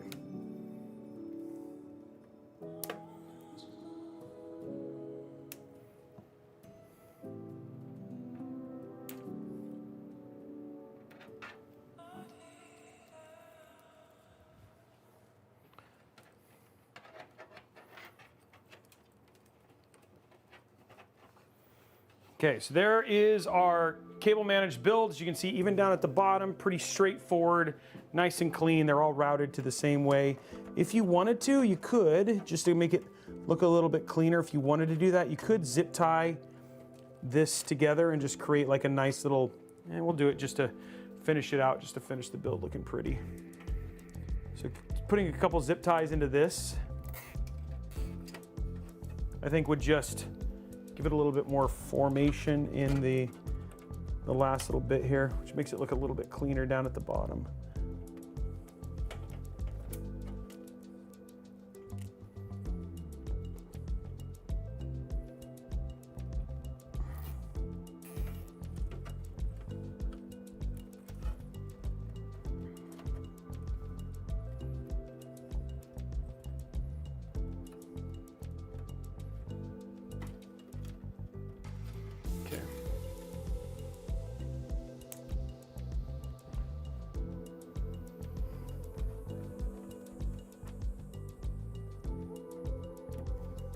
And there we go. Now you have like a nice kind of clean looking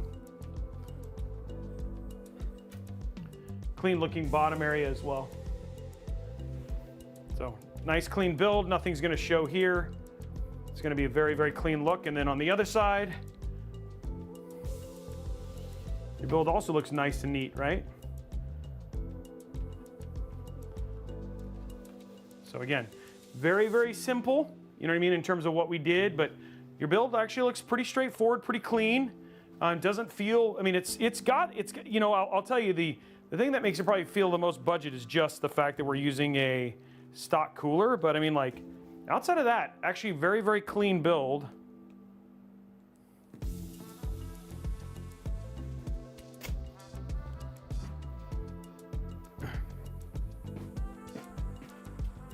Who do we get a raid from? Oh, DJ Techno. Oh, nice.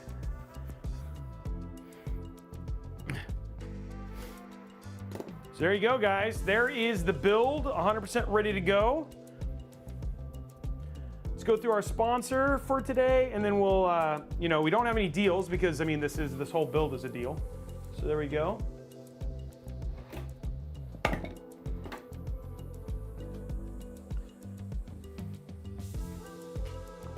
But I think the build came out looking nice, right?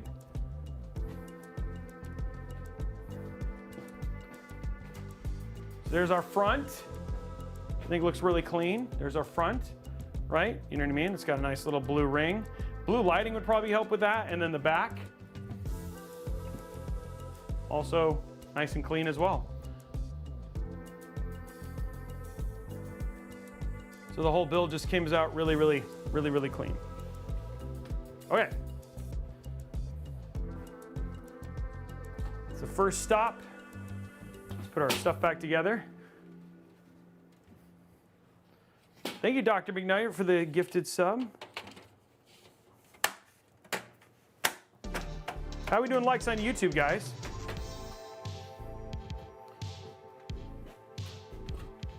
Throw our drawer back in. 159. Come on, guys. We got to get those likes. The other thing, too, is you always know you did good on cable management and stuff when everything just slips in nicely. You can throw some blue lights in there for sure. Okay, remember what we did, guys? We have the little sleeve here. Take that out, pop that on the top here.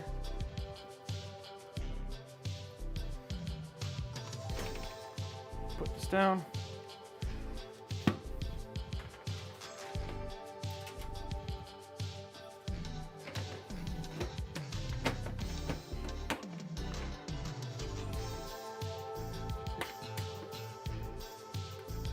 And there we go. There is our now fully completed build.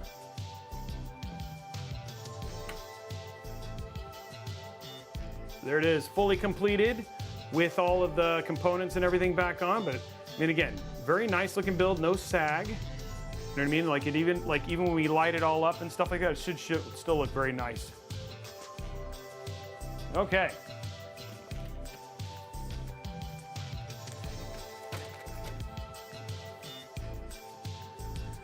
Okay, boys and girls, let's grab our power. Will it post? All that fun stuff.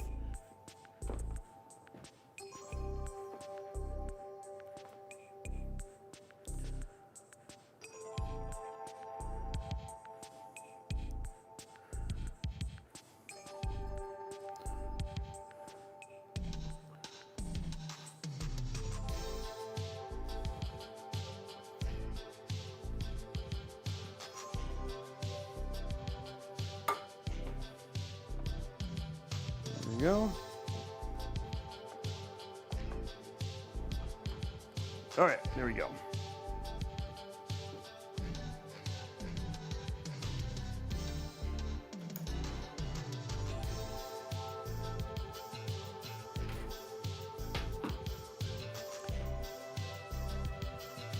There we go. HDMI.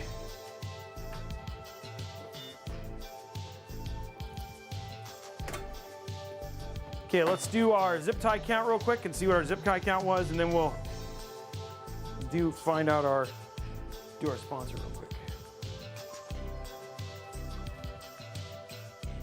Hey, Maniacal Mecca, thank you very much. Okay, here we go. So, here it is. We use a lot of zip ties. 1, 2, 3, 4, 5. There's 5. 1, 2, 3, 4, 5, there's 10. 1, 2, 3, 4, 5. There's 15. 1, 2, 3, 4, 5. There's 20. 22. It's even today, guys. 22. 22. Even. 22 zip ties gave their lives to make this build look really good.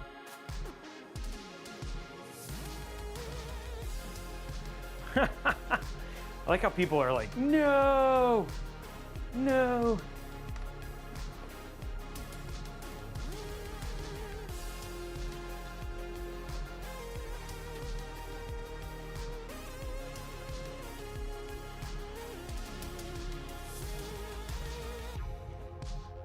Okay, let's pull our build over there.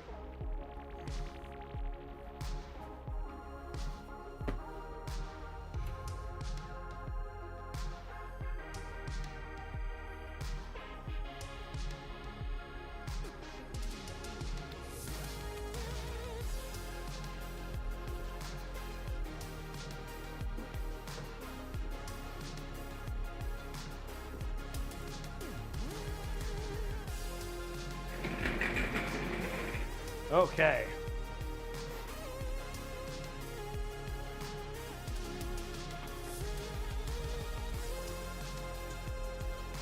Hey, Coven, what's up, buddy? How have you been, man?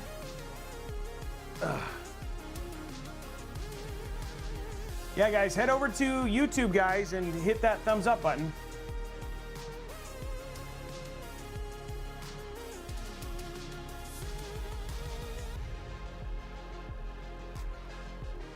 Okay.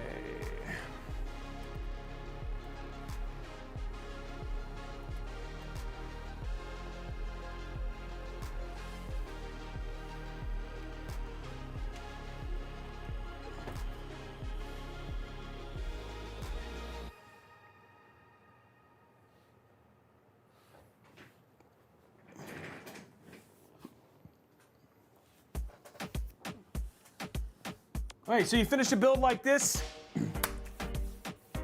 You know, you're basically done. You want to pick up a copy of Windows, but you know, you can pick it up at some place like Best Buy for $200, or you can come over here to VIP/CDKdeals-CDKdeals.com, and you can pick it up for as little as, you know, $40, $50. Well, let's show you just how to do it, and then how you can save some even more money when you head over here.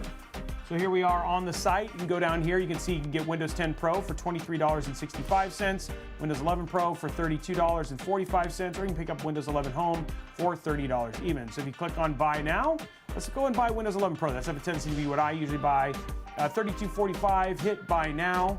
And then if you use code RBCK at checkout, so just hit RBCK, hit Apply. What was $32.45 drops all the way down to $22.71, which is a pretty significant savings. So nice savings on that. What about something like Microsoft Office? Well, let's take a look here. If you're starting school or whatever it was, and you don't want to pay for Office 365, you can pick off Office 2016, 2019, or 2021, which was the end of like basically when they sold it as a standalone product. But let's say for instance Office 2019, that seems like a kind of nice in between. Instead of being $222, you can pick it up here for $67.18. But again, same thing. Use Buy Now, use code RBCK at checkout, hit Apply.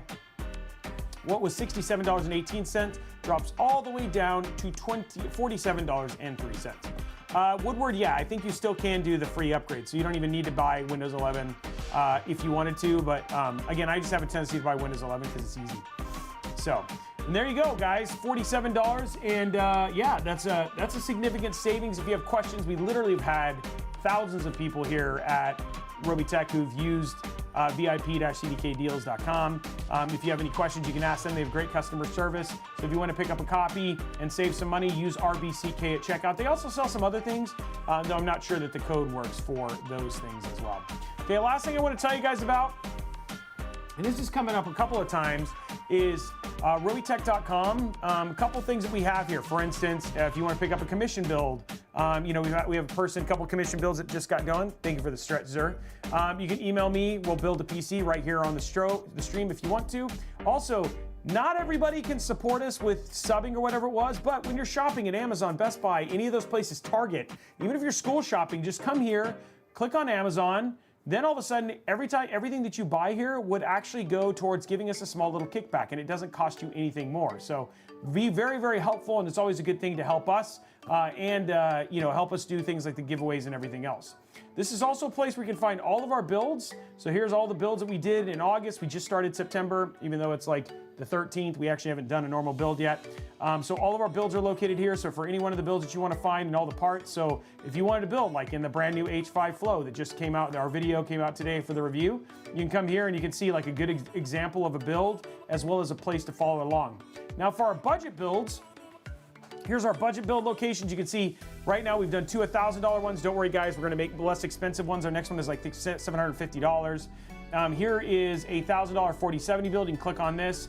Inside of here, you can actually see also the performance. So all of the performance metrics, as well as links to buy absolutely everything, as well as a link to actually come here and follow step by step. So we have all of this information right over at Robeytech.com. And the other thing too is that you can do now is you search here, you do $1,000.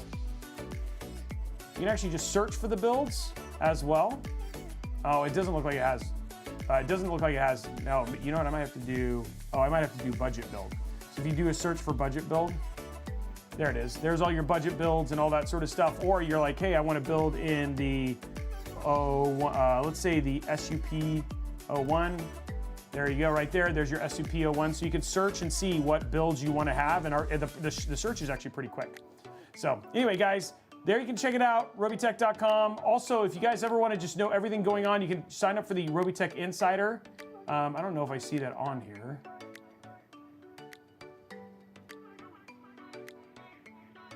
Oh, maybe it's not on here. Yeah. Yeah. So yeah.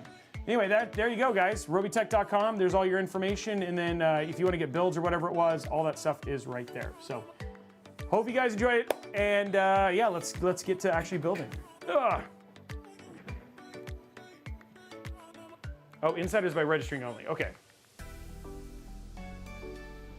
Yeah. It used to be on the site. I guess he might have removed it. Okay, so let's go and pop this over here.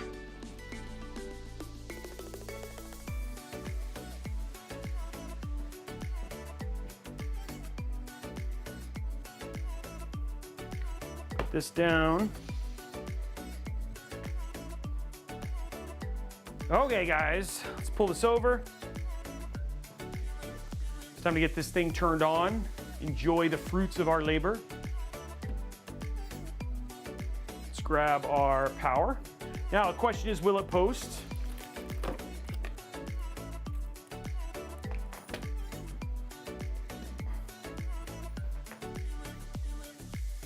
We're gonna pop in our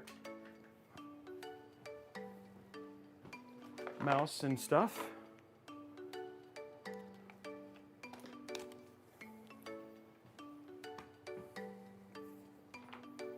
There we go. And there we go. Okay, clicking our button, there we go. And then hitting our power button, 3, 2, 1. Oh, I see lights. It's always a good sign.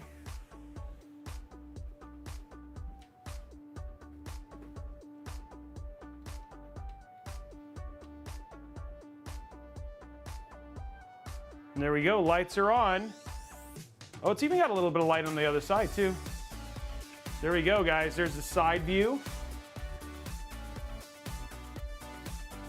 I mean, like, you know, it's like already like nice and all that sort of stuff. And by the way, oh, we are already posted. There it is. We are posted and in already.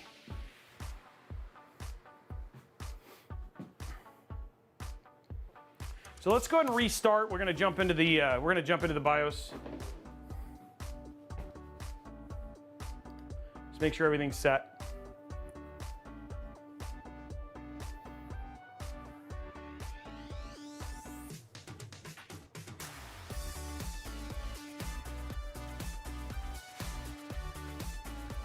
Dismiss, accept. Okay, let's go start, power, restart.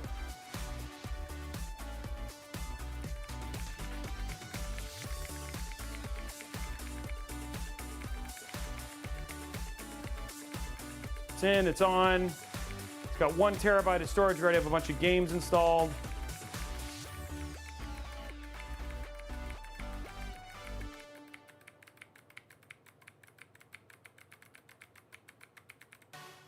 Okay, jumping into the BIOS, there we go. So XMP profile is already on, fan setting is standard. We're already all the way updated. I just want to make sure that everything was good. And then polychrome RGB is on, so we're good here. So everything's good here.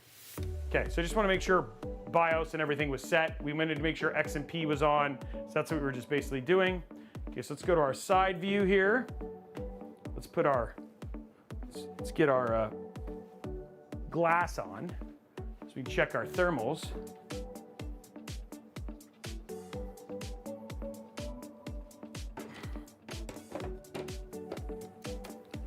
Nice, simple, clean build there.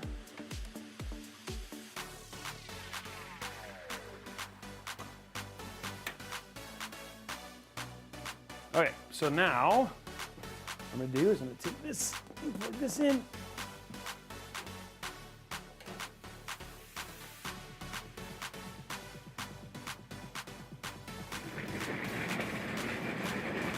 By the way, I got to stretch. Nice stretch here. Okay.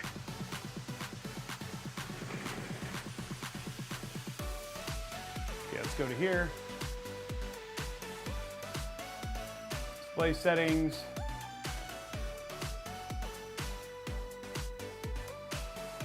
Duplicate.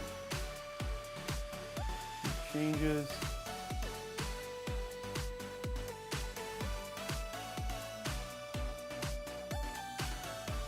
So let's go to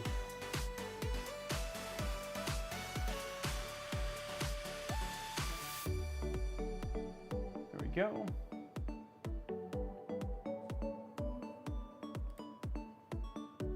There we go, and the sound's coming through the right place. Okay. Okay, so let's go ahead and open up RGB here. Most important thing is making sure RGB set. That is very important.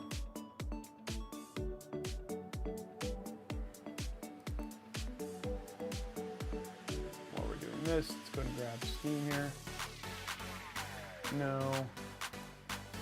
What happened?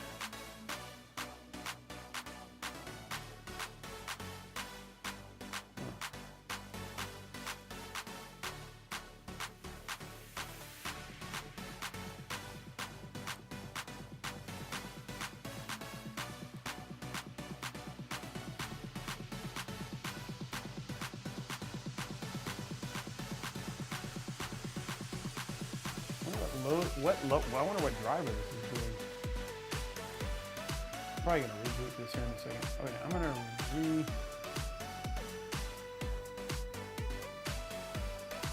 try to do something.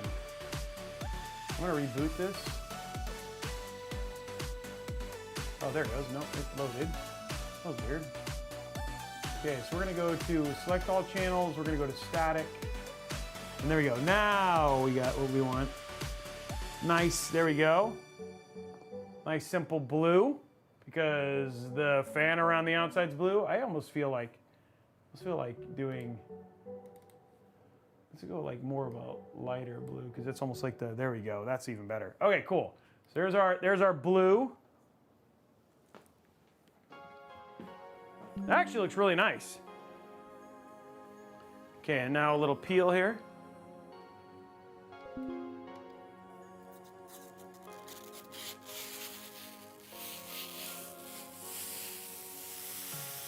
Boom. There we go, guys. Very clean looking build. I think it came out nice. Nice blue build. And again, we do have performance, which I mean, again, I'll show you here in a second, but looking from the static view, I mean, like that also looks really nice, right? From the front. And it's a nice looking build sitting on your desk. I don't think anybody complained about that, right? Yeah, nice and clean and new, you know, looks really good. So, and it's got like a nice splash even from the inside here. It's got a nice splash of color and stuff inside of it, which I think is great, right? Like that also, you get like a nice little bit of blue inside too.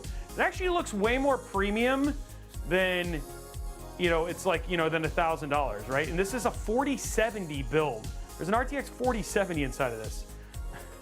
So, and then like having the little, accenting the little blue, it's almost like, because of the light inside, it almost makes it look like the cooler is actually cooling. I mean, it's actually, the cooler is actually lit up too.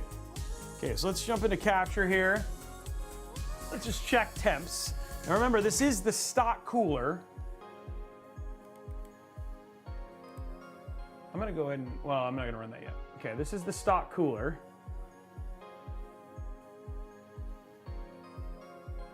The budget on this build was $1,000. This is a $1,000 RTX 4070 build. Again, parts inside of this are a Intel Core i5 12400F, 32 gigs of DDR4 at 3200 megahertz from Team T-Force, the ASRock ASRock B660M Pro RS motherboard. We have 1 terabyte of Kingston NV2 storage. We have a PNY Verto RTX 4070, and then I think that's kind of it. And then we used a stock Intel CPU cooler. And then again, we have, just to give you guys an idea of performance, so we'll just show you performance in this $1,000 build. Again, PS5 Pro better than a PS5 Pro, but here is your performance right here. It's got Call of Duty Modern Warfare 3, 293 frames, sorry, 293 frames per second on 1080p, 217 at 1440p. Apex Legends, this is 228 at 1080p, 236 on 1440p. Fortnite, 224, 201 on 1440p. World of Warcraft, 212 with 201 at 1440p. Cyberpunk 2077, 159 frames per second at 1080p, 117.3 frames per second at 1440p. Hogwarts Legacy, 131 frames per second.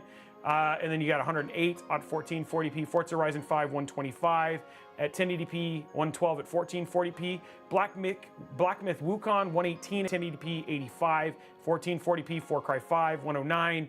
Far Cry 5, 92 at 1440p. And then, of course, you got Homeworld 3, 85 and 86 there for your thing. So, yeah, that is... yeah.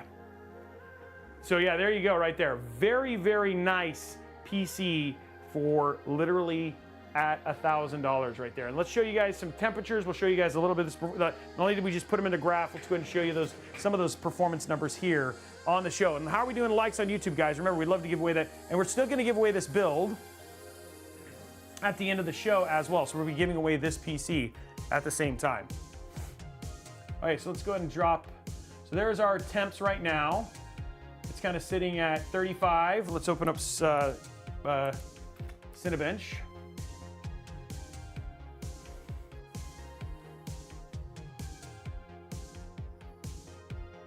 So we'll go to File, Advanced Benchmarks ready to go. We'll go to 10-minute test.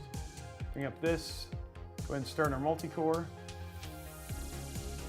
I'm not worried about temps.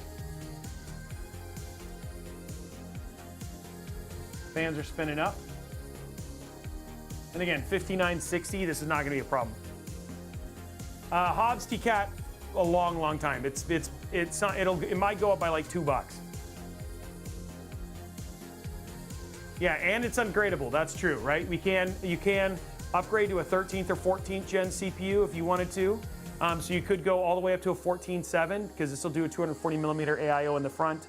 GPU wise, you could go all the way up to a 4070 Ti or a 4080 for sure. If you want to do a 4080 Super, you would just need to use that ugly like add-on kit. And then it's also got an added M.2, so you could add a 2 terabyte NVMe if you wanted to, or a 4 terabyte and get that as well. Motherboard is a B660 Pro RS.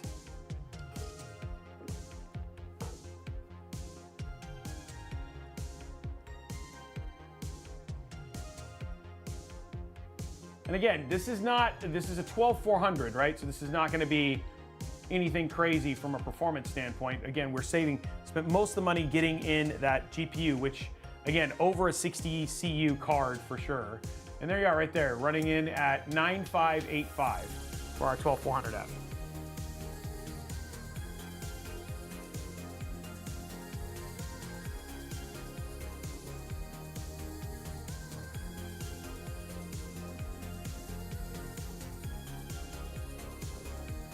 Yeah, blue, this is actually a pretty good B660 motherboard.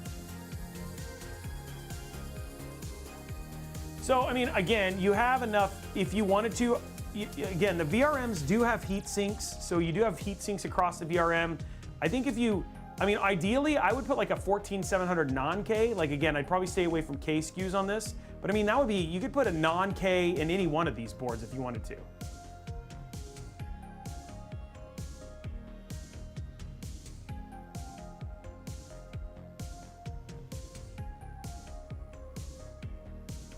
Yeah, so I mean, again, and there is no Wi-Fi in this or anything like that. Again, everything we spent was to get the maximum amount of money on our GPU. So.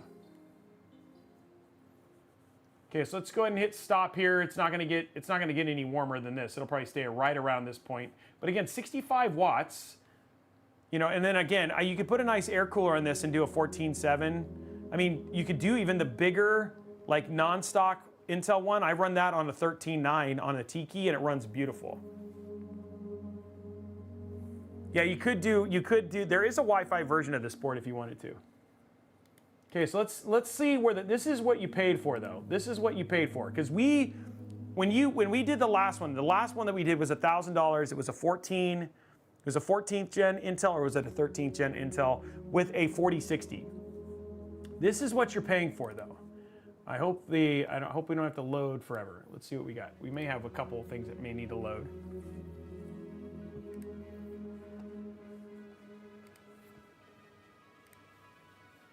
Okay, so we have Forza and this both need to update.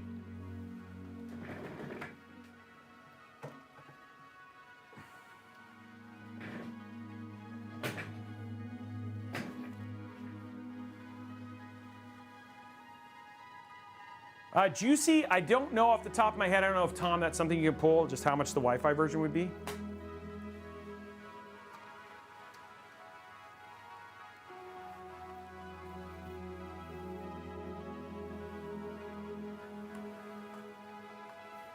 Oh, that's amazing. And don't forget, dude, we're still giving this PC away. It was a 13400F. Araxis, we could. Let me see how much this has to download. Oh, it's got 56 gig down. Oh no, 3.9 gig. Okay, that won't take long.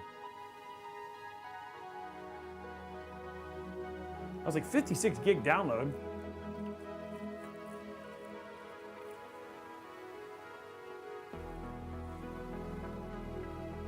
That was a lot of gore. I mean, okay, so who raise the hands, who liked gory?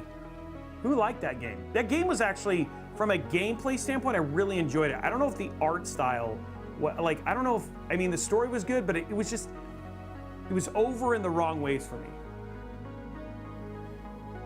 Okay, Figment liked it. I have not. I'm actually pretty far, but I keep getting landed into other games. It's gory in a different way.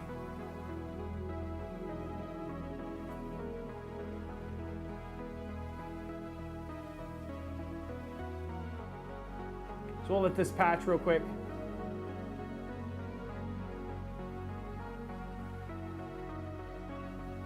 Oh, there isn't a Wi-Fi version. Oh, I thought there was. Okay.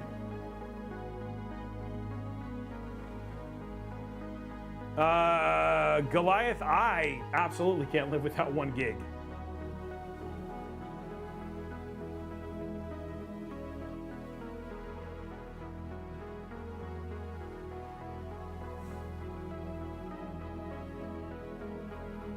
Yes, they do. The NVMe SSDs do install faster than SATAs. Yes. I don't know if this has Bluetooth or not. I mean, this is a pretty budget board with good VRMs and some other things for having what it has. I think does it have Bluetooth? I don't know. I don't know if, Tom, you can let me know that. But again, you can just buy a Bluetooth, you could just buy a Wi-Fi add-on. And honestly, I hate the Bluetooth built into motherboards.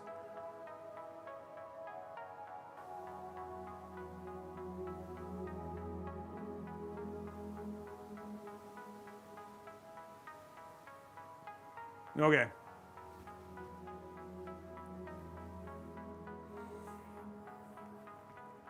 And this build came out way better looking than I thought it did. I think Tom made me thinking this was going to look really terrible, and it ended up not looking terrible at all.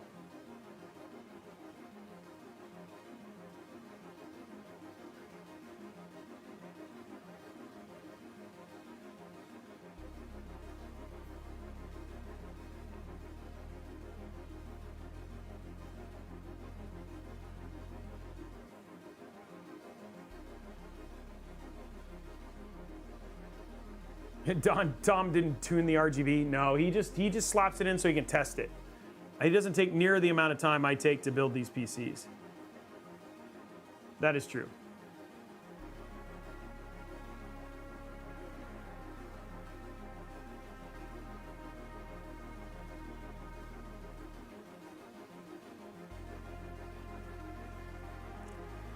Okay, guys, a couple things as we're getting ready. We're going to do the PC giveaway in not too long from now. Make sure that you are a member of discord.gg/Robeytech, because that's how we verify our winners. You are following on Twitch, subscribed on YouTube, and if you want extra entries towards winning this PC and enter to win the sub-only PC, and don't forget we have 2 more PCs we're giving away this month, Make sure you drop your Amazon Prime sub. That gets you 4 extra entries. And then if you do tier 1, that gets you 1 entry towards the sub-only PC. Tier 2 gets you 3. Tier 3 gets you 5. And every gifted sub gets you an additional entry towards winning that sub-only PC that we'll be building later on in the month.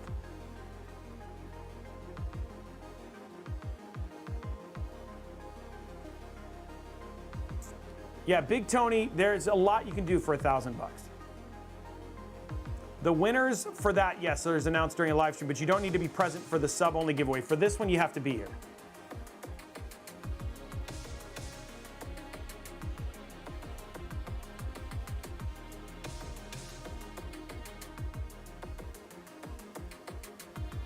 No, we do announce it on Discord, and we announce it on the stream as well. I was like, what fans are those? But then I realized it's that CyberPower PC that's sitting about there. We got rid of the CPU giveaways because we give away 3 PCs a month, Cheesy.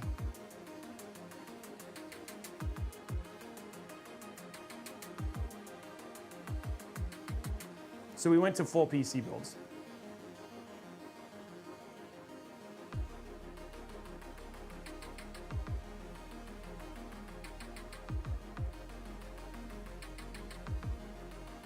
That's all good. You had to ask. Waiting for this to finish doing its patching thing.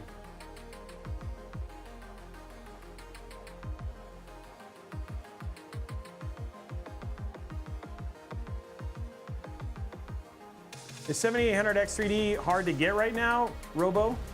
I haven't looked actually.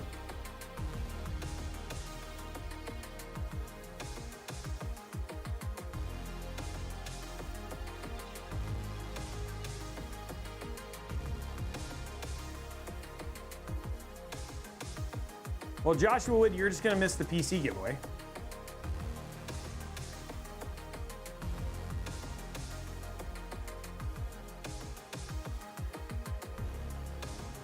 Why do potatoes make good sentries?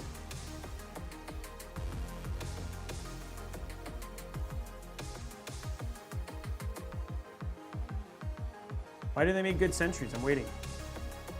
You know how to keep their eyes peeled? I like it.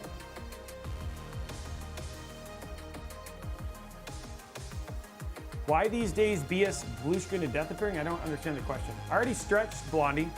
I did that earlier.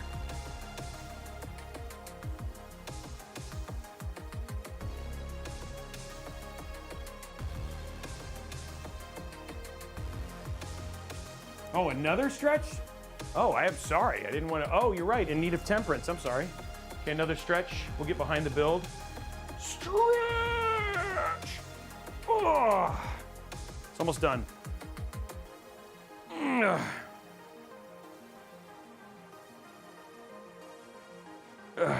Stretch.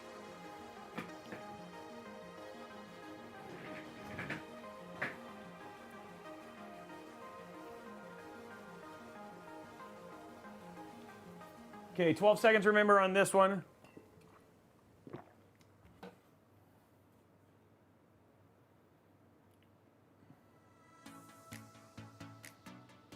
This is always the thing, is like, it's like we try to have these as prepped as we can. I'm gonna do this one real quick.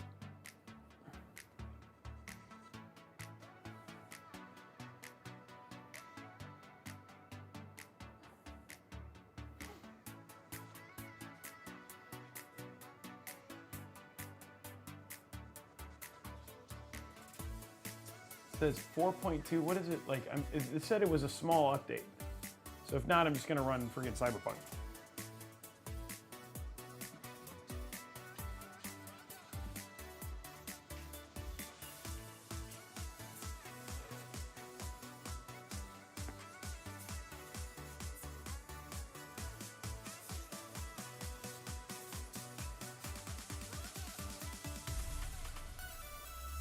Yeah, I'm just gonna see. I'm gonna let COD, in case we decide to do COD. So I'm gonna let it finish real quick.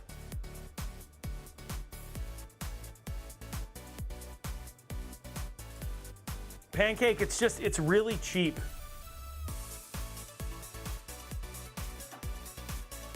That's the thing I like about it, is it's just cheap, solid RAM.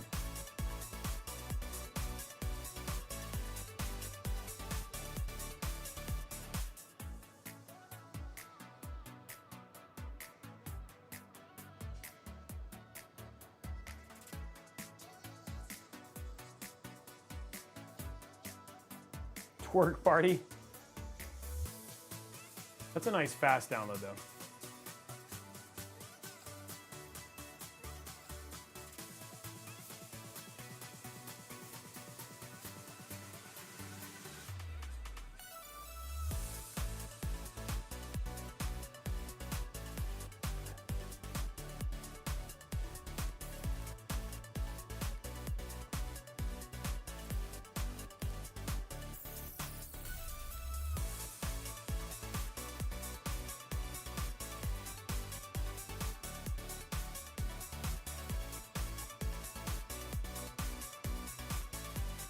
That's really weird that all this stuff is showing. That's you. Oh.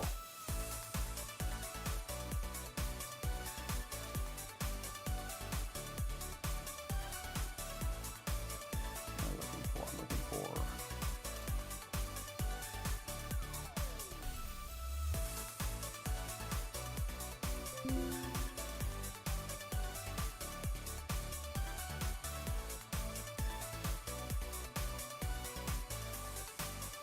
All right, let's go ahead and try. Let's go ahead and start the. Okay, here we go. Let's go ahead and pop open Cyberpunk.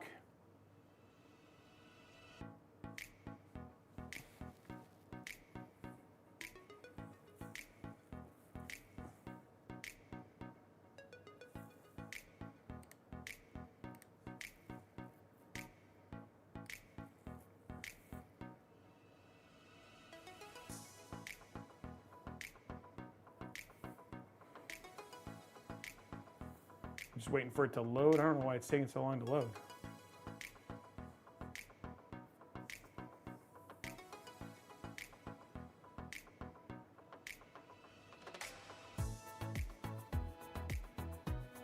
There we go.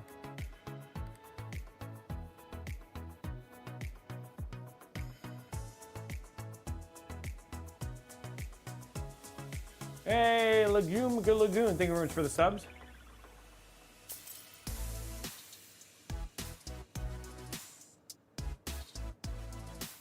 There we go.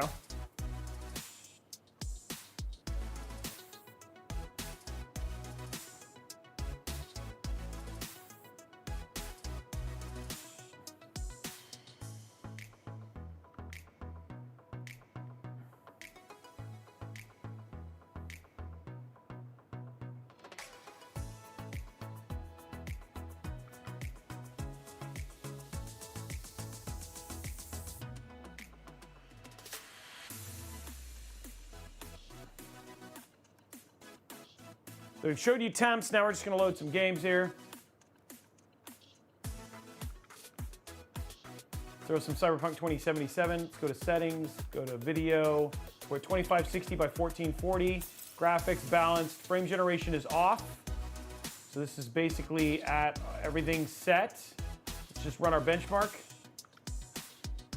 This is just stock Cyberpunk 2077 as it was meant to be played. At 1440p.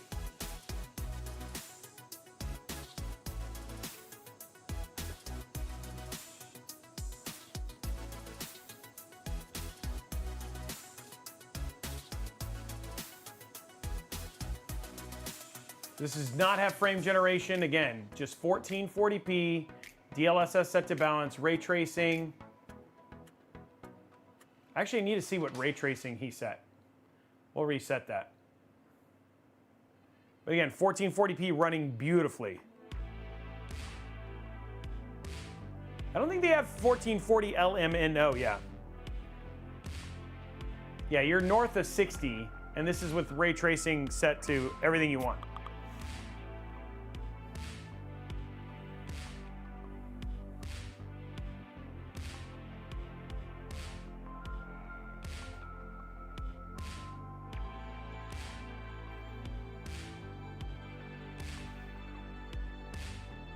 And there you go, guys, just running beautifully, right? Blondie, just kill it.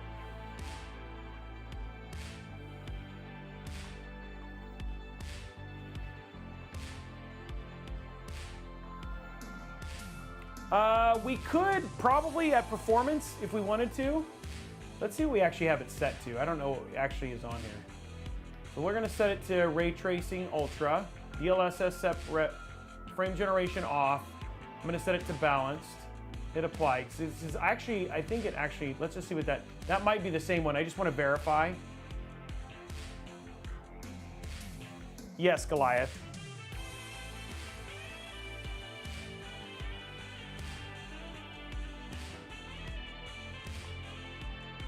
Okay, so that was what we tested. Okay, so this is Ray Tracing Ultra, DLSS on, all of that stuff. Yeah, this is a solid 60 FPS.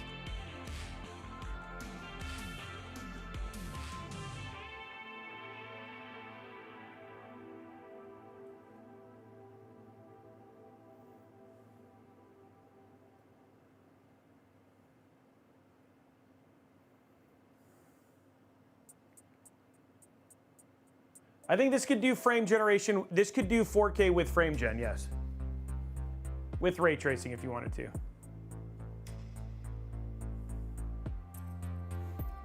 And then again, CPU 72, 74, GPU sitting at the 60s. It's not having any issues whatsoever dealing with this.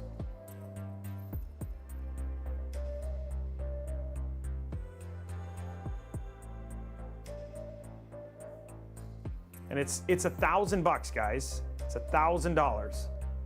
And it looks, I mean, come on, look at it. It looks beautiful, right? Like this would look great sitting on your desk. You know what I mean? It just looks good too. Which I didn't expect it to look as good as it did.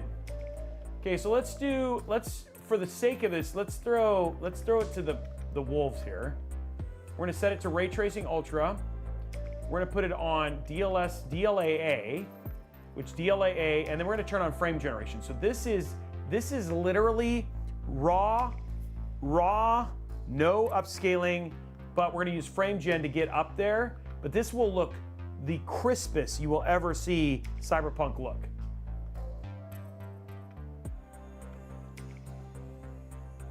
And if you can get 60, north of 60 on this at 1440, and 1080p you can, no problem. But north of 60 on this, you know what I mean? That would be beautiful. It looks like it's gonna be 40 though, 30, 40. Even with frame gen. But this is raw, crazy upscale. This is raw, like very AI anti-alias thing.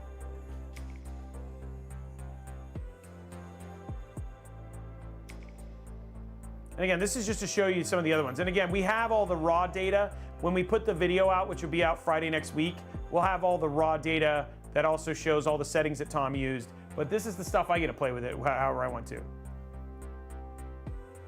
It's raw. Well, yeah, this is better than any console because this is like Ray Tracing Ultra. This is also heavy upscaled anti-aliasing. So it's crazy sharp. Yeah.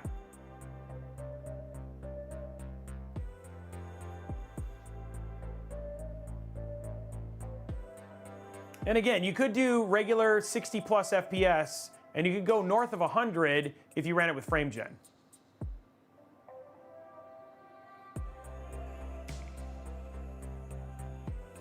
This is a 12400 in terms of what's inside of this. Okay, so then just to give you, well, here's the setting that,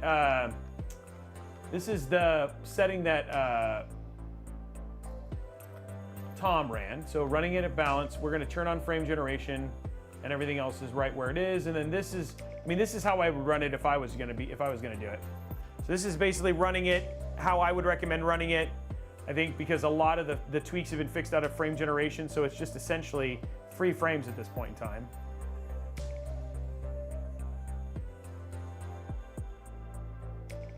I feel like something didn't, nope, something's wrong here. It shouldn't be this low. I think I forgot to turn frame gen on, or something else is set in a wrong way.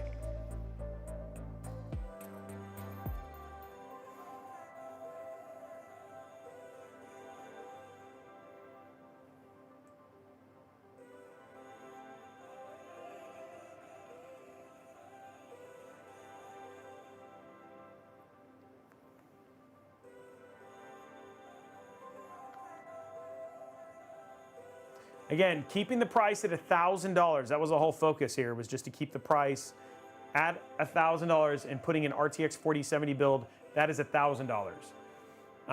And putting, pairing that with the best CPU you can get. So this is a 12400F, 32 gigs of RAM, 1 terabyte of storage, a 4070, and all RGB fans, great case. Like the thing is that it doesn't sacrifice. You're not going to cut your hands on this. You're not going to sacrifice connectivity or anything like that. You know what I mean?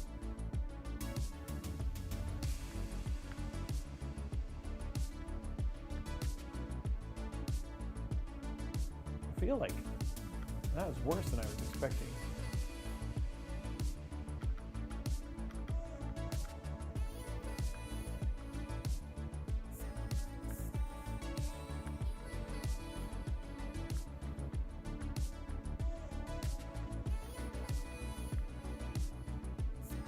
All right.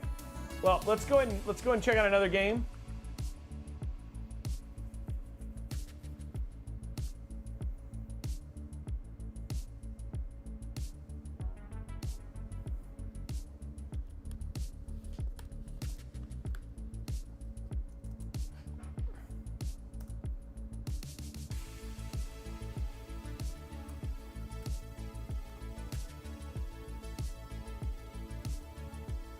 No, he's talking about he sent me the whole sheet for the settings.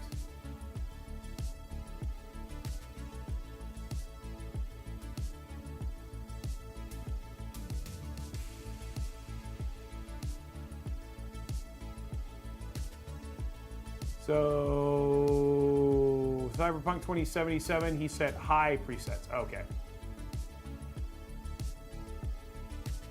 So he ran upscaling, balance, frame generation on, ray tracing.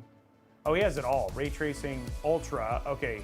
So ray tracing ultra with frame gen on, upscaling on balance at 1440p. He got 117.13 FPS. So I have all of the data here for all that stuff, and we'll put that with the build. We'll have the sheet with the build and all that stuff later. Okay. Oh, it's still downloading. It usually doesn't do that. Okay, cool.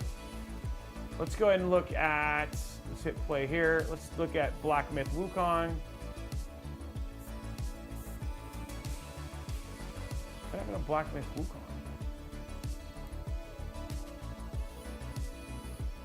Had it.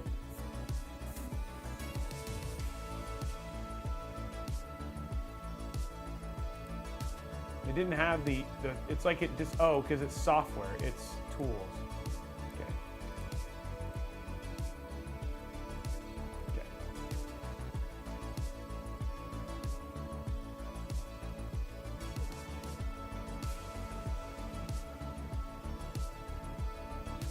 So for Black Myth, with Black Myth, we had 1440p, DLSS balance, frame generation on, and ray tracing very high. We were looking at 85 frames per second. If you wanted to run with no ray tracing on, you were looking at 139, but with frame generation off, you're looking at 53.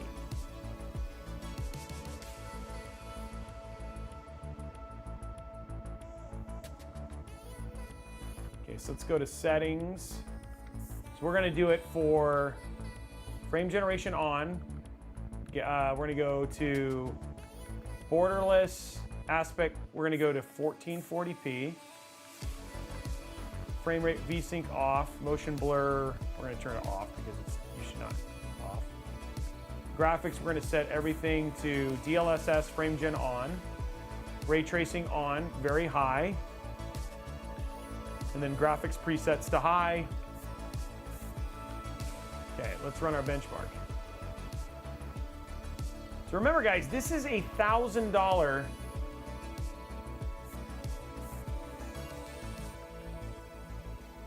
This is a $1,000 system. That's what you're looking at right now. This is a $1,000 1440p system. This is everything cranked, everything max. This is stuff that the PlayStation cannot do. $1,000, and you can upgrade it.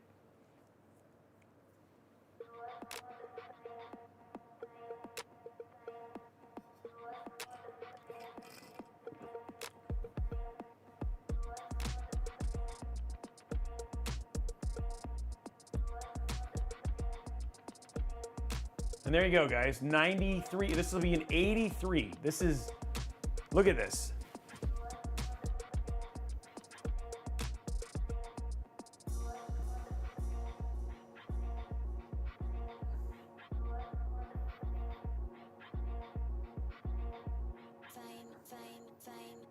So Swag, I like ray tracing because, like, for me, like, it makes a massive difference in terms of how the game looks, especially in games like Alan Wake 2,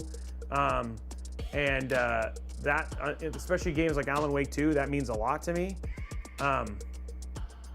And like, I love cinematic single player titles.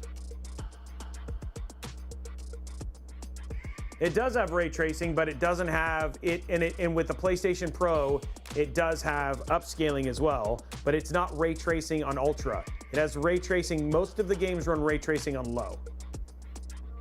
This is max for this benchmark, yes. This is Black Myth Wukong, yes.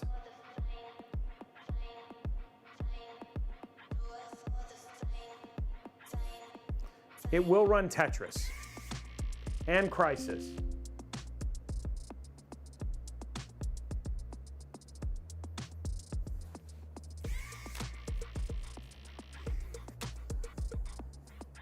Already answered it. Yeah, I beat you.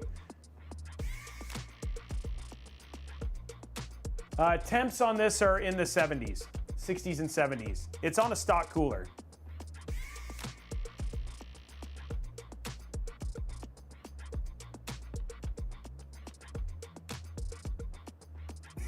Araxis, yeah, it really is. The games that ray tracing make a massive difference is Cyberpunk 2077, Alan Wake 2, Black Myth Wukong. Indiana Jones also has really good. And the other one that I really, really like it on is Harry Potter. Harry Potter looks really good with ray tracing on, especially Hogwarts.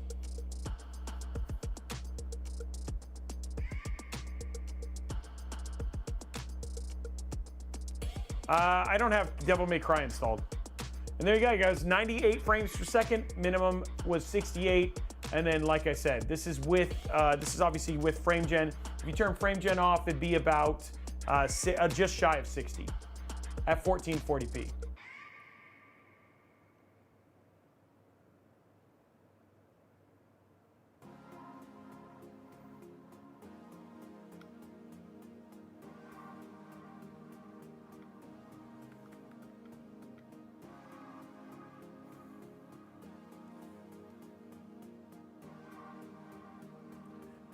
Where did you have Hogwarts and stuff, Tom? Because it's not installed on my system. Did you run your own?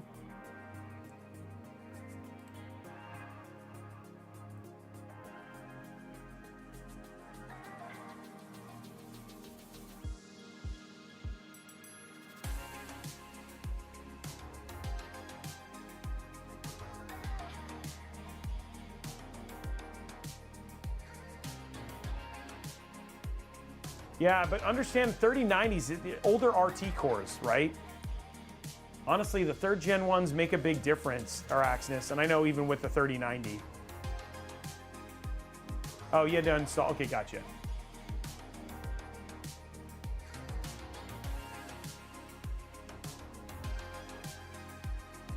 Why is this being terrible?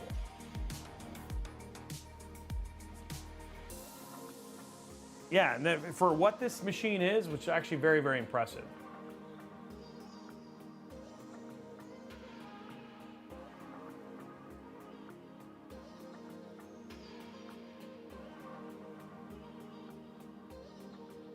Well, guys, I think we can do it. How close are we to unlocking the 250 likes?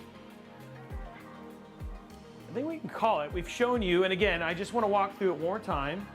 So let's show you guys just performance again. Now that we've seen it, because we've shown you this stuff. So we've shown you that it's lined up. But again, graphs again, here it is, Call of Duty. You're looking at 1080p, 1440p. There's your Apex Legends numbers, your Fortnite numbers, World of Warcraft in the 200s. Cyberpunk, if you're using ray tracing and frame generation, 117 at 1440p. Hogwarts Legacy, 108. Forza Horizon 5, 112.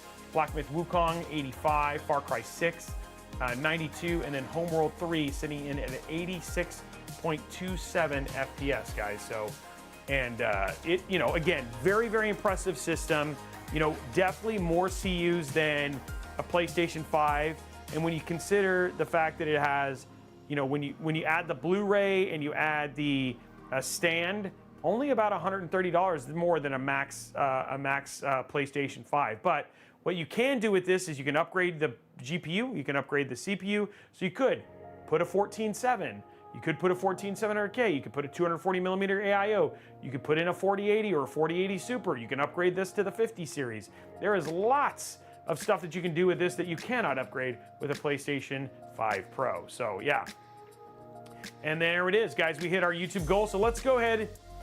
The optical drive bay is right here in the front, yeah. It's right here in the front, so you can actually you could, if you wanted to, install an optical drive if you wanted to go ahead and get that installed. So you do have that option there.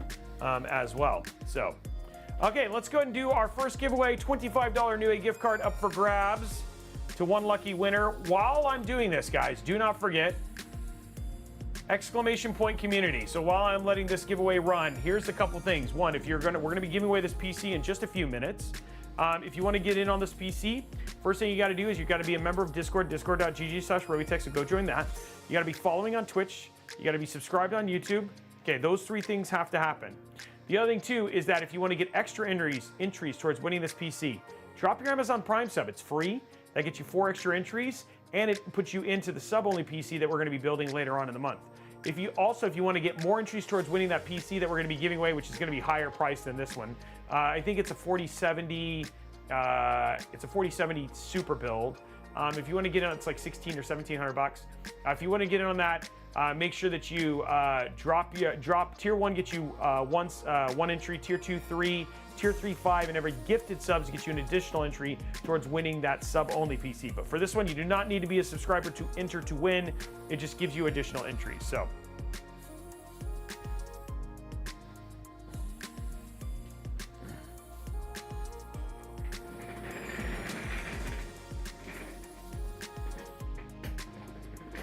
okay, can you stop trying to grab this, Mr. Chair?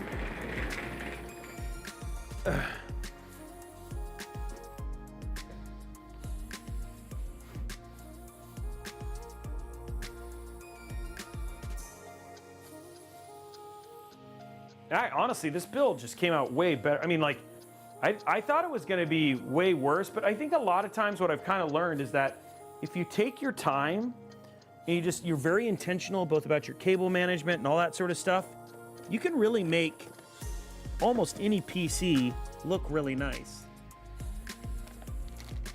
I think that's what we definitely did here.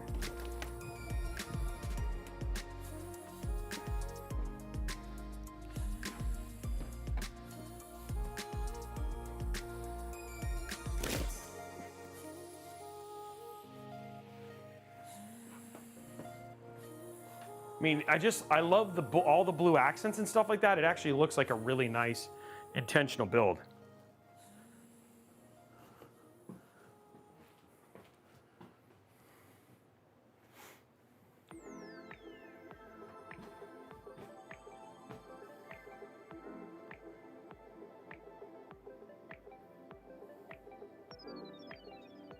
Yeah, I mean, again, we definitely saved money on on the CPU, right? Like that's what we were trying to do, save money on the GPU. Hey, congratulations to Up and Smoke on Twitch. You are the winner of the $25 Newegg gift card.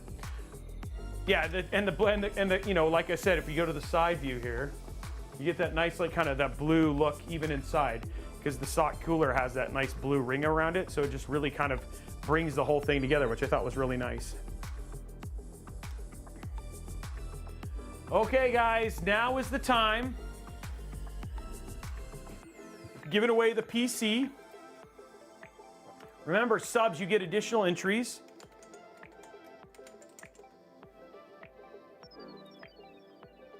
So additional entries to subscribers, but again, anybody can enter. You have to be US, Canada, Mexico, and over the age of 18. So please make sure those things are happening. And then you really need to make sure you're following discord.gg/Robeytech. Exclamation point budget build, guys. Exclamation point budget build, 4 minutes. And here you go. Good luck, all. Exclamation point budget build. 4 minutes, guys.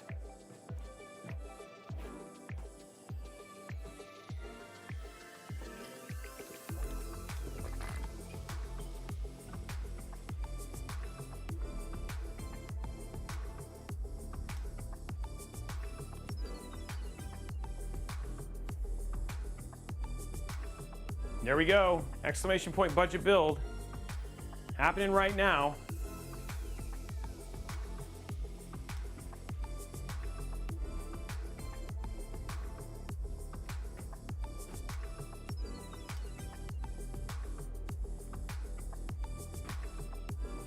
Where is my, there it is.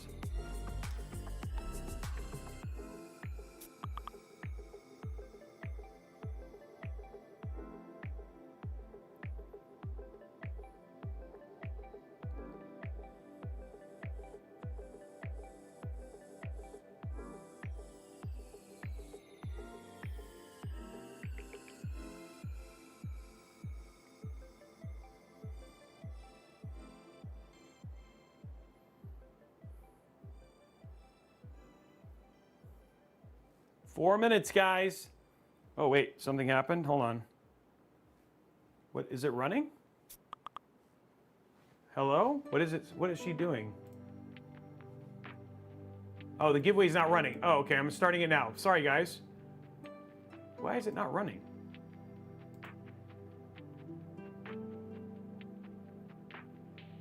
It's running. Okay, there it goes. It's running now. 4 minutes, guys. Sorry, I don't know what happened there.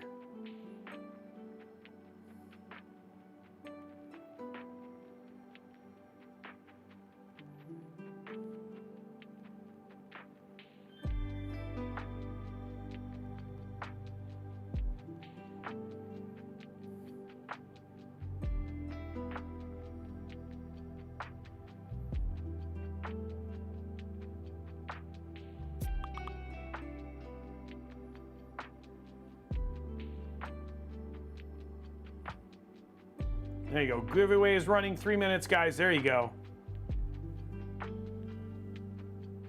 Now you're seeing your budget build going. There it goes.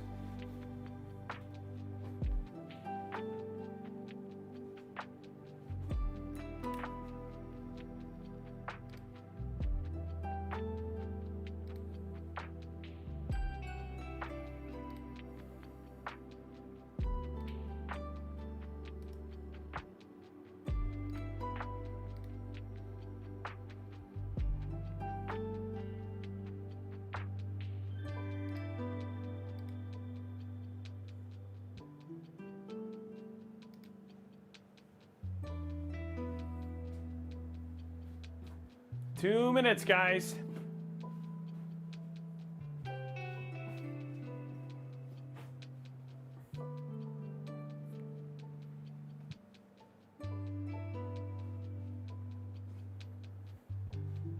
And don't forget, you can still drop your Amazon Prime sub, get you additional entries, and then once you do that, you can then refresh and enter again. So.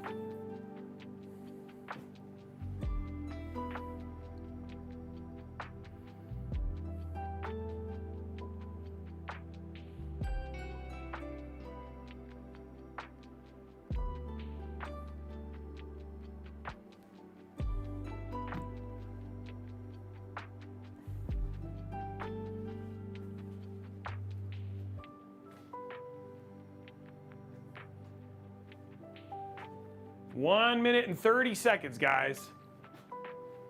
And don't leave. We just got to verify the winner at the very end, so please don't leave right there at the end. We just want to make sure that it is actually good.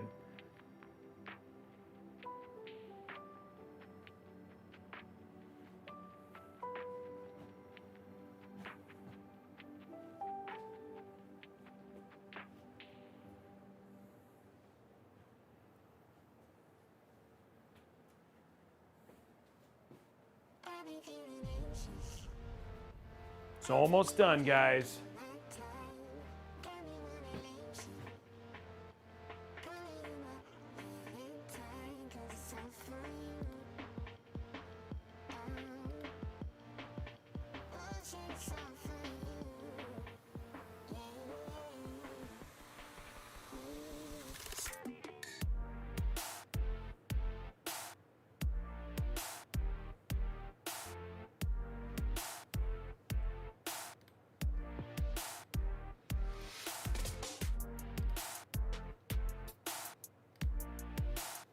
Coming into the winner here, 19 seconds, guys.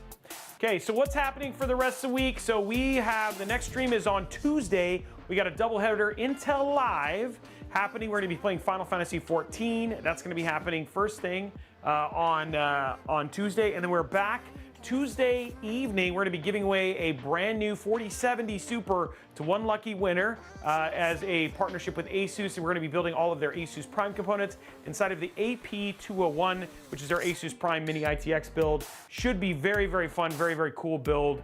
And that's gonna be a lot of fun. And that's happening Tuesday at 3 p.m. Pacific time. We're gonna be showing that off and all that sort of stuff as well. So make sure that you tune in to see that and potentially maybe win a GPU. And congratulations to Chris 43001. He is the winner of the this budget build PC. So congratulations, Chris. Okay, make sure you whisper Blondie. We haven't confirmed yet. We're going to confirm that that is actually the winner. So don't give up yet, guys. We're just going to confirm that he's actually the winner and make sure everything is good. So please stand by. We need to confirm that he is the winner. I'll get a text and let you guys know. Don't worry, hey, just because you didn't win this one, that doesn't mean we have many more budget builds still coming up.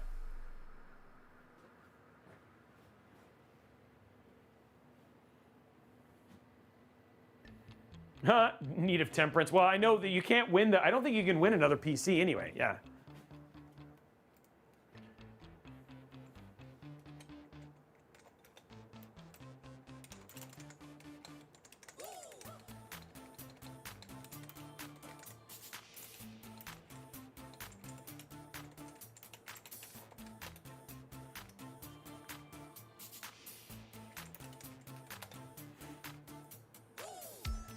Okay, so just waiting for a confirm.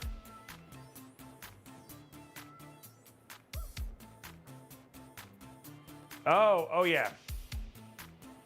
Yeah, I need a temperance. That is actually true. Oh, Sergeant Nobody. I think all you got to do is Goliath. Are you the one who won? I don't think you're the one who won, right?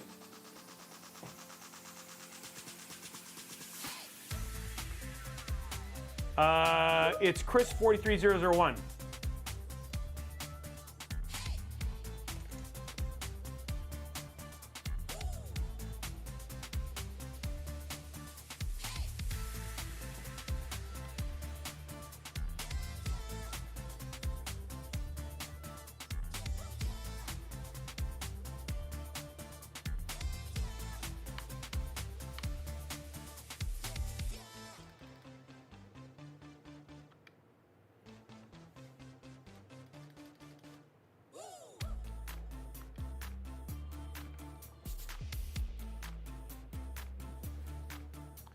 Okay, still waiting.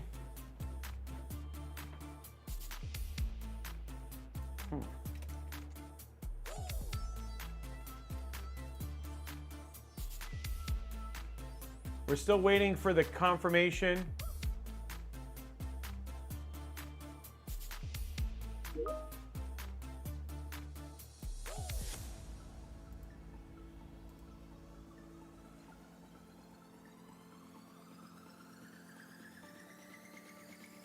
Get building. What am I building?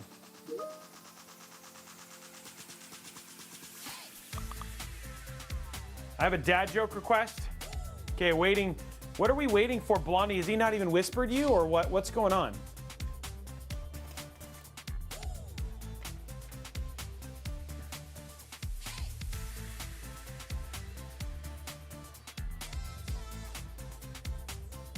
Oh, he's in Discord? Okay. Okay, looking at our dad joke though, guys. Oh, it's confirmed, but dad joke first. Okay, so it is confirmed. Why did the golfer bring 2 pairs of pants? Why did the golfer bring 2 pairs of pants? In case he got a hole in one. In case he got a hole in one, guys. That's why. In case he got a hole in one. And it is confirmed, guys. And there you go. You got a dad joke, we got a PC giveaway, and we got so much more. Okay. So guys, next for us is Tuesday. 2 streams on Tuesday. Make sure you join us. Plus, you have a chance to win a GPU. So tune in 3 p.m. Pacific time Tuesday for that. Plus Intel Live, we'll give away swag kits, and we'll also be giving away Final Fantasy 14, I think. Not entirely sure, but GPU, definitely giving that away. So make sure you tune in Tuesday for that. Outside of that, guys, have an amazing rest of your day, and we'll see you guys on the next episode. Bye, guys.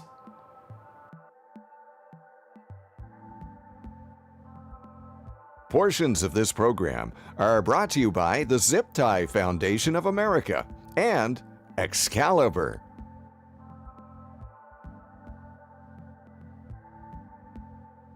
If you'd like a written transcript of tonight's Robeytech broadcast, please contact Blondie Patkiki. She'll be happy to give you a notepad and a pen so you can start writing down everything you hear.